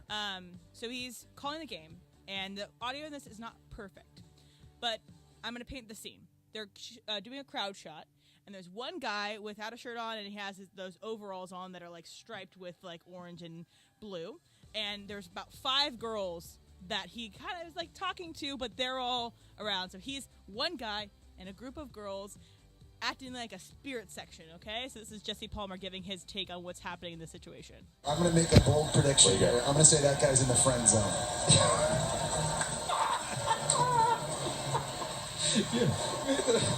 I can't.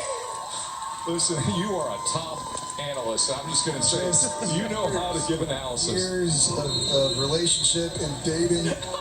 I see it up close and personal in my other job, and I think I'm going to say he's a good listener. That's horrible, That's the best man. part. I think he's a good listener. So, 1, is there anything worse than being friend zoned? And 2, I wouldn't how know. is Jesse Palmer's take of this? I wouldn't know. Okay, DeMarco. I wouldn't know. No, Yeah. I think I know where you're going with this. Yes. I'm not going in the friend zone. You may not. see me like that, then guess what? We're not friends anymore. I'm not interested in. I got friends. Yes. Right? You're going to love me or you're going to hate me. Right. Like I'm not saying that men and women can't be friends, but if I am interested in you Harry Met Sally. romantically, and you're not interested in me, I ain't hanging around. Gone. Yeah, you're such a good listener. Of that's fish. great. Yeah. Nice knowing you. Peace out. That's not cool, Okay, but Palmer, though. what if eventually she comes around, she realizes that you're the person I can't forever? be. Then she'll call me and find me and hope that I haven't found someone else. You had your shot and you missed it. No. No, but Jesse Palmer, I love it too because again, he's like he said, he sees relationships a lot really up close. That's not. That's like a rich dude saying how poor you are. Maybe he's the wrong messenger. That's horrible. Yeah. But he's probably not wrong. He's never been in the friend zone. Yeah. Ever. Yeah. Jesse Palmer is very good looking. I saw like one time when I was at ESPN in Bristol.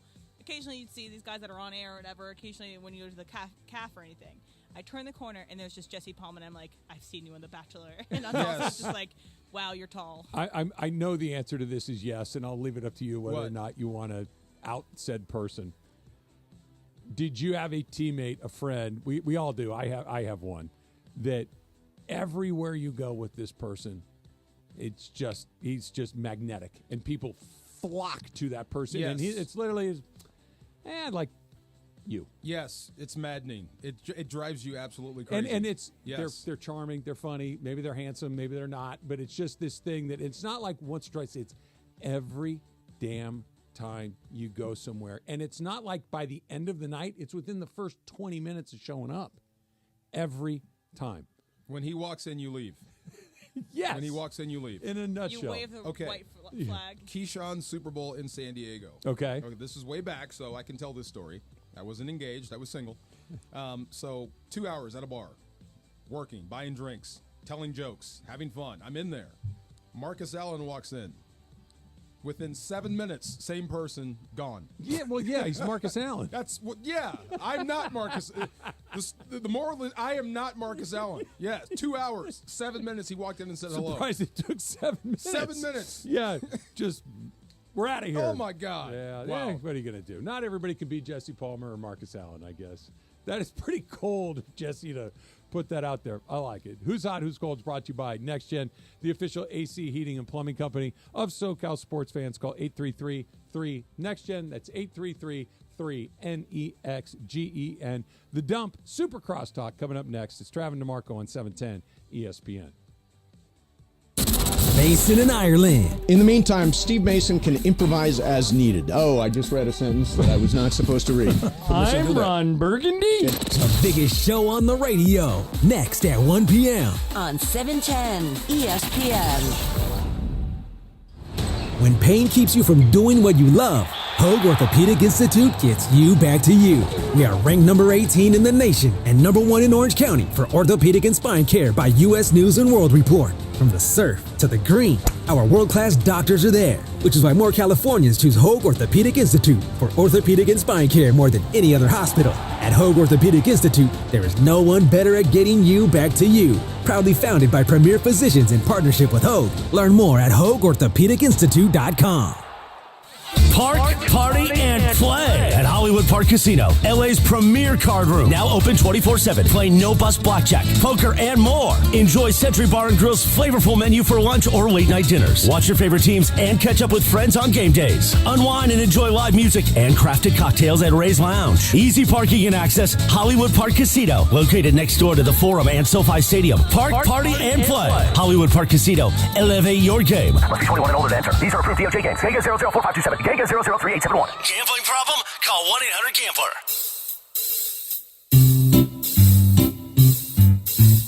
1-877 Cards for Kids. KARS Cards for Kids. 1-877 Cards for Kids. Donate your card today. 1-877 Cars for Kids. KARS Cars for Kids. 1-877 Cars for Kids. Donate your car today. Donate your car today at carsforkids.org. That's cars with a K. Your car, running or not, can be picked up as soon as the next day. You'll get a maximum tax deduction and a vacation voucher.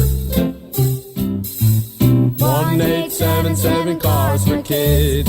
KARS Cars for Kids. 1-877 Cars for Kids. Donate your car today. Now accepting donations of land, homes, buildings, or any kind of real estate. Paid for by Cars for Kids. Calling all tradespeople, maintenance, and facilities pros. DeWalt is hooking up you and a teammate with 2 tickets to the Rams home. Calling all tradespeople, maintenance, and facilities pros. DeWalt is hooking up you and a teammate with 2 tickets to the Rams home opener versus the San Francisco 49ers on Sunday the 22nd. Plus a new DeWalt Tough System 2.0 DXL workstation. Just snap a pic of you and your team working hard on the job site and post it on @ESPN Los Angeles Facebook and Instagram with hashtag #MyDeWaltToughTeam. One lucky fan will score 2 tickets to the Rams vs 49ers and a new DeWalt Tough System 2.0 DXL workstation. Visit ESPNLA.com for details.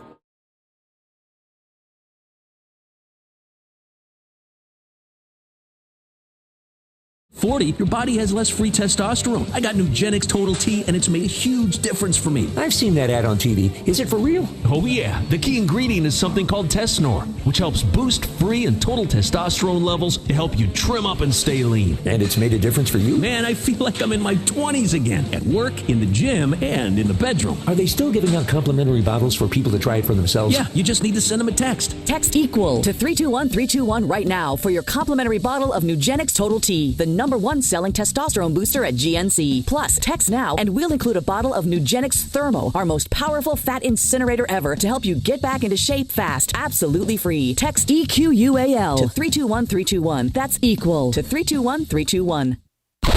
It's time for everything we haven't gotten to today. Yes, it's time for the dump. Been meaning to bring this up a couple of times today. Wow. You've been to, what's it called now? Oracle Park in San Francisco where the Giants play? Pac Bell Park or whatever, right? First ever right-handed batter hit one into McCovey Cove. No right-handed batter? Right-handed batter. Helio Ramos hit a opposite field home run into McCovey Cove. First ever. 24 years that ballpark's been open. First right-handed hitter ever to get one into the water. That's amazing. That's pretty cool. Off a... Do you know right-handed pitcher? Oh, gosh, I watched it a bunch this morning. Right-handed pitcher, I believe? Right-handed pitcher, right-handed, and it went out there? Just in kind of... That's a fluke. Not right down the line, but favoring the line side, and it... Boop, that will be the only one you ever talk about. That will never happen again. That was a fluke. Yes. That is still... I hate saying this. What? That's the best ballpark in the major leagues, and it's really not close. You like that one? It's fun, right? Not Pittsburgh? I've never been to Pittsburgh, so I can't. It looks great on TV. San Diego, I think is great. Dodger Stadium's great, but it's older. Yeah, and it's got some of the problems of an older ballpark. Parking's a nightmare, but San Francisco, man, you do that little stroll around the outside like that. Yeah. And I hate the Giants, like, with a passion. How did you grow up in the Bay? You're I'm an A's fan? I hate the Giants, hate their fan base, hate everything. But I had fun going to watch Barry Bonds play at that stadium. He'd hit one in there once a night. It was so much fun. Pretty it really crazy. was, yeah. Aiden Hutchinson had 4.5 sacks for the Detroit Lions yesterday, 3 in the first quarter, and that dude is a big problem. Did you think he would be this good leaving school? I knew he would be effective, but yeah, not like this. I didn't. Yeah, I think that's well said. Yeah. I thought and he would be single-handedly what beat Ohio State by himself when he was in Michigan. Like, he was that good. He is really, really good. He reminds me of J.J. Watt. Really? I was going to say he reminds me of Max Crosby, just bigger. Oh, okay. Because I don't think J.J. had a spin move. Okay. Yeah, this dude's got spin. He's got every weapon in the arsenal. He reminds me of Watt just because of how fast he is. Yes. What, J.J. or T.J.? J.J. J.J., okay. J.J. reminds me of Aaron. Because I can line up. J.J.'s a lot bigger than Aaron, He's isn't taller. he? Yeah. I can line up anywhere and beat anybody. Yeah. T.J., J.J., Aiden, these are edge guys extraordinaire. Like Bosa. You put them in those wide nines and just let them go. That's why, and obviously they don't come around that often, but use Andrew Whitworth as the most recent example here in L.A. with the Rams. Like, if you get a guy that you can literally put on a Hutchinson, on a Bosa, on a Garrett, and at least fight him to a draw, what an incredible advantage where you don't have to constantly double guys, taking someone out of your play to be able to put somebody on those guys one-on-one and at least have a fighting chance. It's huge. Can I be honest for just 2 seconds? I know we talk about Marshall, talk about Kurt, talk about Isaac. The most important guy on our team was Orlando Pace. Yeah. Absolutely an eraser. Whoever you had, it didn't matter. He was not touching the QB. Without him, we don't win. End of story. Why doesn't he get – I mean, because you talk about the best left tackle. You talk about Anthony Moon. You talk about Jonathan Ogden. You talk about – I know Pace on that list with those guys? Okay, I was so mad. I'm still mad. And I try not to get so emotional about these because he wound up in the Hall of Fame. He's in the Hall of Fame. He's immortal. He's going to live forever, right? But when he wasn't first ballot, that was the dumbest thing I've ever heard. And I think Walter Jones was first ballot. There was always this thing between him and Walter Jones who was better. To me, it's no brainer. It's Orlando. Yeah. You can't run that offense. There is no greatest show on turf without him. Period. End of story. Emily, you said Orlando Pace is going to be on the pregame show with us? Yeah, he's scheduled to join our pregame show this weekend because he's going to be at the game against the 49ers. Nice. Ask him what number he was in high school and in college. And he'll say 75. And then ask him why was he 75 in the pros. Go ahead and ask him. Go ahead. See what you get. Maybe he didn't go ask Deacon Jones in the lawn chair if he could have 75. He would have ripped it off your back and given it to Orlando You're going to have Pace. to fight me for it, yes. The Mets are installing a commemorative purple seat at Citi Field in honor of Grimace. Yes, Grimace. Really? Yeah, they had McDonald's. Well, they had that winning streak when Grimace threw out the first pitch. Was that what it was? Yeah, Grimace threw the first pitch, and then Grimace was there a lot, and it kept on winning because of Grimace. And so, shout out Grimace. No. Yeah, the purple seat. This guy. Yeah, Grimace. Grimace. Where's the seat? He is a taste bud. Is that what he is? Yes, Grimace is a taste bud. Are you serious? I had no idea. I did never not know knew that. No. I'm trying to name them all. Hamburglar. Grimace. Yep. Mayor McCheese. Yep. Ronald. Yep. Is anybody I'm missing? There's two, There's and two I only more? know one of the names. I don't know the name of the other one. What? The Fry Guys. The Fry Guys. Yeah. I need one more. There was the cop that was dressed as a Big Mac. Officer Big Mac. Yeah. Thank So you here very it is. much. So Uncle O'Grimacy, No, Birdie Grimace. the Early Bird, Captain Crook, Fry Kids, Hamburglar, Grimace, Mayor McCheese. Those are the ones that I've seen so far. I miss those days, don't you? I had a teammate at Santa Barbara. Oh, E am Hungry, which is I am hungry. Oh, no, stop. That we called Grimace. You called him because Grimace? of his shape. Yes. That was his nickname. Mason used to call our boss here, a guy named Mike Thompson, Mayor McCheese, and it stuck because he kind of looked like Mayor McCheese. A little bit. And Mason was relentless on him. Wow. Mike was a heavy guy, and he'd go, "Get on that wheel, McCheese, start doing laps." And Mike ran towards it. Yeah, he kind of. I was going to say, if you are nicknamed after a cartoon character, that's never not complimentary. good. That's never not something good. that's going to go your way. You made it, Mace. Yeah. You made it by a minute and 12 seconds to spare. It is over. It's over. Yeah. It's over. You're starting a new I'm one. still going to make every effort to be here for the starter cross. Well, make every effort is a very loose Starting a new framework. Well, I've definitely hit more than I've missed in the last couple of weeks. Very true. Today is National Guacamole Day. Will you all be celebrating? I will. No. Had some last night. I did think about it, but no, I will not. Although it is delicious. Who doesn't like it? It's avocados, Yeah. Oh my God, onion, it's so tomato. good. Yeah, everybody lime. make a good. I make lime, a really good guac. cilantro. I bet. Do you make a good guac? I do. Yeah. John, are you gonna observe? I'm not, but I like guac. I'm just on a weird diet. But yeah. But when I get through this, whatever this is, I'll You'll be back on the guacamole train. Yes. The guac train. Couple of birthdays today. Flo Rida turns 45 today. Emily, you're Apple bottom jeans. You can't get away from Apple. No. You at least thought there was a chance I was going to say Florida, didn't you? No. Florida. Happy Florida. birthday, Florida. Amy Poehler turns 53 today. Well, very was funny, at the, Amy at Poehler. the party at the Super Bowl in Atlanta. Oh, when was he? the Rams lost. Oh, yeah. He was the guy that entertained us after the Totally game. blocked There's everything. a party even after you lose? Big time. Oh, There was nothing entertaining after that game. That he was. Oh, he was? He made everybody feel. Wait a minute, at there least was a little bit party better. after they lost That's what the I'm Super saying. Bowl? Of course. There's a reception. Everybody has a reception. Is it grim? It has to be like funereal. It was kind of down, and then he picked it up. It was kind Said of they're cool. playing a funeral fugue and Frasier premiered today in 1993. No way. Along with Judge Judy in 1996. And Judge Judy was making like $30 million a year. Still at one is. point. Is it still on? Yeah, and she invented some of the other judge shows that are on. We had a judge on from Hot Bench to settle a dispute last month. Hot bench. Yeah. Hot Bench. And she was great. The judge was great. Yeah.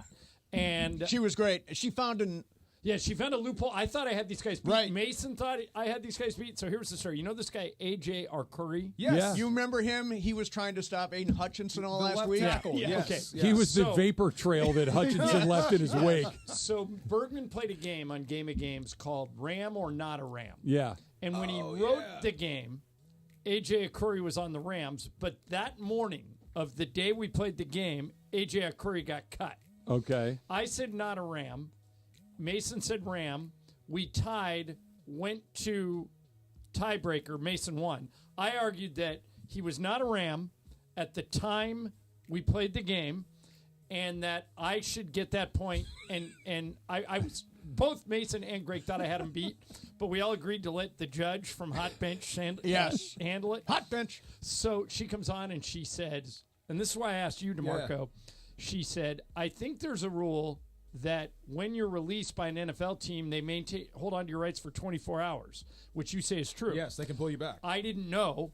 So he was still technically a Ram. I lost, and then Curry got put on the Rams anyway. So it was, Yeah. But what we found out through that whole process was Judge Judy created and reaps the benefits of Hot Bench. Oh, she has like spin-offs. Yeah, which is now in its 11th season on KCBS. Smart. People love them shows, them court shows. I never watch any of that stuff. I used to be managed by somebody who manages Judge Judy, and she is like just a mega millionaire. Like she is forget so about much it. No friggin' doubt. money. And the guy she was married to replaced Judge Wapner on the People's Court. Right. Wow. Judge Judy's husband is also a TV Jerry, judge. Jerry Scheinlin. Okay. And was good on the. I don't know if Jerry's still alive or not, but between him and Judy, cashing checks from these judge shows. Yep. They got nothing to worry about. I had no idea that the Hot Bench judge knew the intricacies of the NFLPA deals. None of us She did, even by the way, thought about it. She went and did She research goes, I and did a little figured this research out. on this, and that's the first thing she hit. I'm like, and well, Mason and I looked at each other and went, I'm dead. she's a real judge. Yeah. She So, actually did her You research. got the point, or you got the point? I got the point. Mason got the point. Okay. I lost because the judge knew about that rule and I didn't.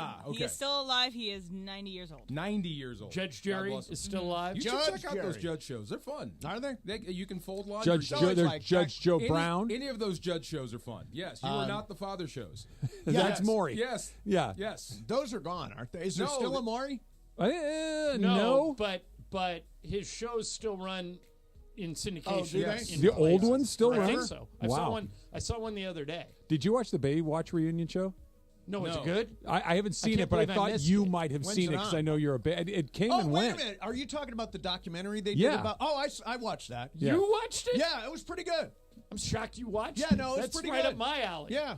I'm stuck because when I heard somebody else talking about it, I'm like, oh, Ireland has to have seen that. No, by now. no, I've been running around for like 3 weeks. I haven't seen anything. There's that, and then there's like 5 Scott Peterson's documentaries. Yeah, Yeah, why so are we they're back in the everybody. Scott Peterson because assance? OJ, every time you go to the well, they make tons of No, money. can I be honest? I watched all of these. I watched the the one. too. My wife did I watched too. the most recent one. Was it Max? Max. Max. Yeah, Max and Hulu both have one going Yeah. right now. Is it Peacock? has They, one? they Okay. probably all have one. I really believe that the one I watched raised reasonable doubt. For Scott Peterson. Yes, raised reasonable And that's all doubt you need. to me. Whether you know, you Put, probably put a pin in that. I need Okay. to hear why Okay. that's a possibility. Still a little Supercross talk. ESPN AM 710 Los Angeles. KRDC AM 1110 Pasadena, Los Angeles. K256CX 99.1 FM, Pasadena, Los Angeles. It's the greatest segment in LA sports radio history. Oh my God. When the shows come together for magic on the radio. It will only grow stronger. Super Crosstalk. Super Crosstalk presented by In-N-Out Burger. In-N-Out. That's what a hamburger is all about. It's time for Super Crosstalk. I did not think that the Scott Peterson documentary was going to be on the Super Crosstalk No, I was docket not for today. expecting it at all. Explain. What was the reasonable doubt? So, reasonable doubt is there was actually no physical evidence linking Scott Peterson to this murder. There is a lot of circumstance, like he had a girlfriend in another town, And and cinder blocks He in a had boat. the boat in the bay He where had they it- found the he had- body yeah. the night of his disappearance. Whoa. They did not find the body in the boat. They found the body in the water. That's what I'm saying. But he he was there's in the like water. no physical No, evidence but linking him. he admitted, and he had a receipt. He had taken the boat to that bay Correct, he did. that night that she disappeared, and that's the bay that they found the body. I'm in. telling you, watch the doc. I did. Again, all Yeah. it takes All right. is Did reasonable any doubt. of you watch the Connor Stallions Yes. Netflix? No, I haven't seen it documentary? yet. Oh, it's So so that's- friggin' good. That's another one. When it was over, I'm like, Yep. I'm not so sure this guy should be banned from anything. Yeah, no. He just stole signs better than anyone Right. else, He and was- they were all stealing he telling was you, they're signs. all part doing it. of a culture Yes. of sign stealing, which When puts you it watch in a Trav, when different you watch context. this, it's only an hour, maybe It'll a blow little you more. away. You'll go, wait a minute.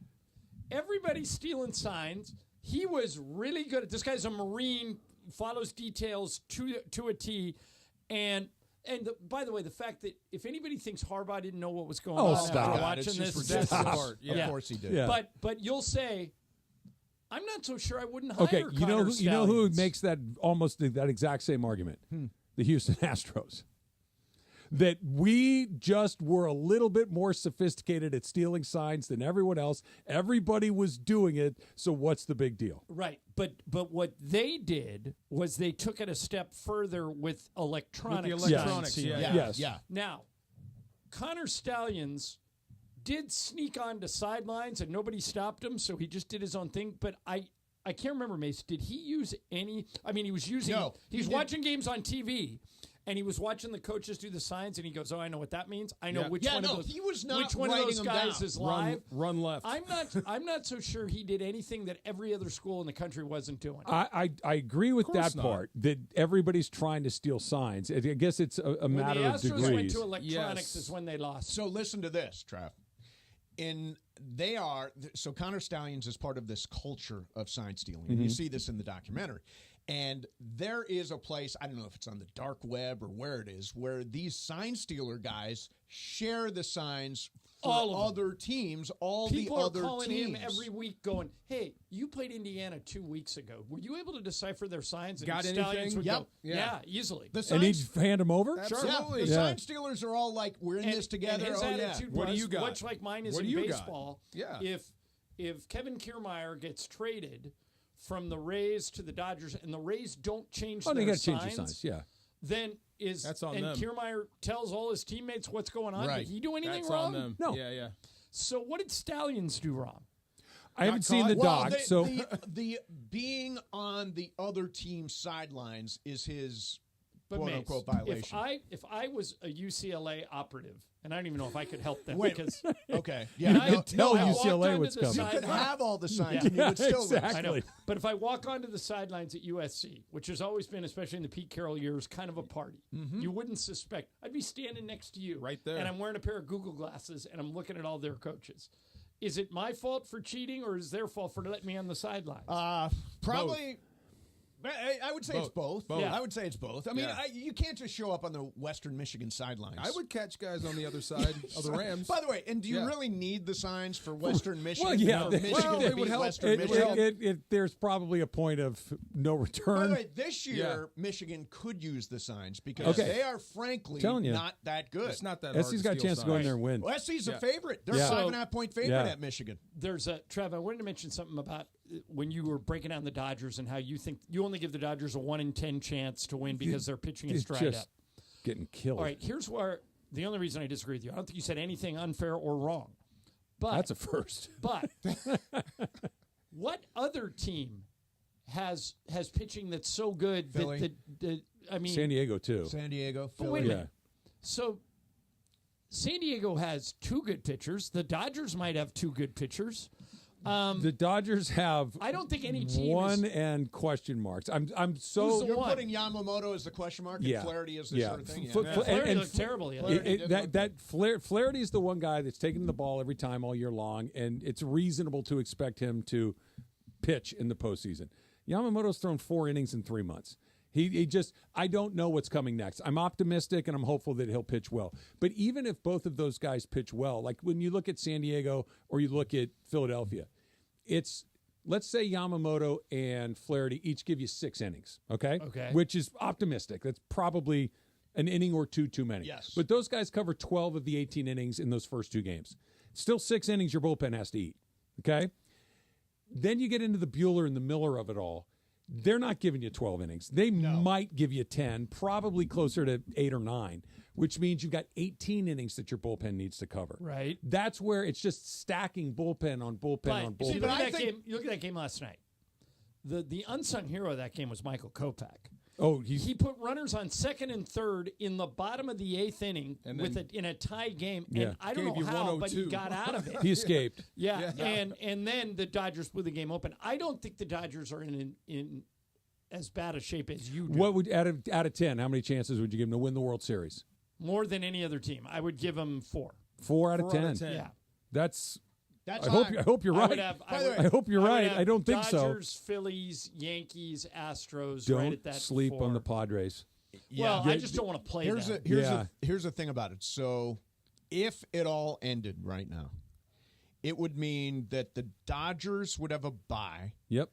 Philly would have a bye, but the Dodgers would get to play the Mets-Milwaukee winner as opposed to the San Diego-Arizona winner. That's where Philly's going to go. I think that's a better draw. I don't want to play San Diego or Arizona. You wonder if they could kind of massage that a little bit. They're not going to do it this year. You can try, but there's a lot of baseball left. They're 13. No, I'm talking like formatically, like moving forward, that if you're the top seed, I get to pick who I want to play. After the first, if I have a bye, the Dodgers are the 2nd seed, the Phillies are the 1st seed, and the Phillies say, I want, before it starts, you can't wait till, but I want to be on this side of the bracket. Yeah, maybe. Right. You might be able to. DeMarco, I wanted to ask you this question. What's up? I send Mason a long email every day of like, here's all these things I want to talk about. Yeah. So one of the things I sent him was, I think I sent you this. I may have it in the email for tomorrow. I don't even know because I was working ahead. But did I send you the Bryce Young story? Oh. Yes. Okay. Benched? He's been benched today. Yeah. Well, so yesterday, after the game, they asked Dave Canales, the new coach of the Panthers, is Bryce Young still your quarterback? And he 100% gives him the vote of confidence.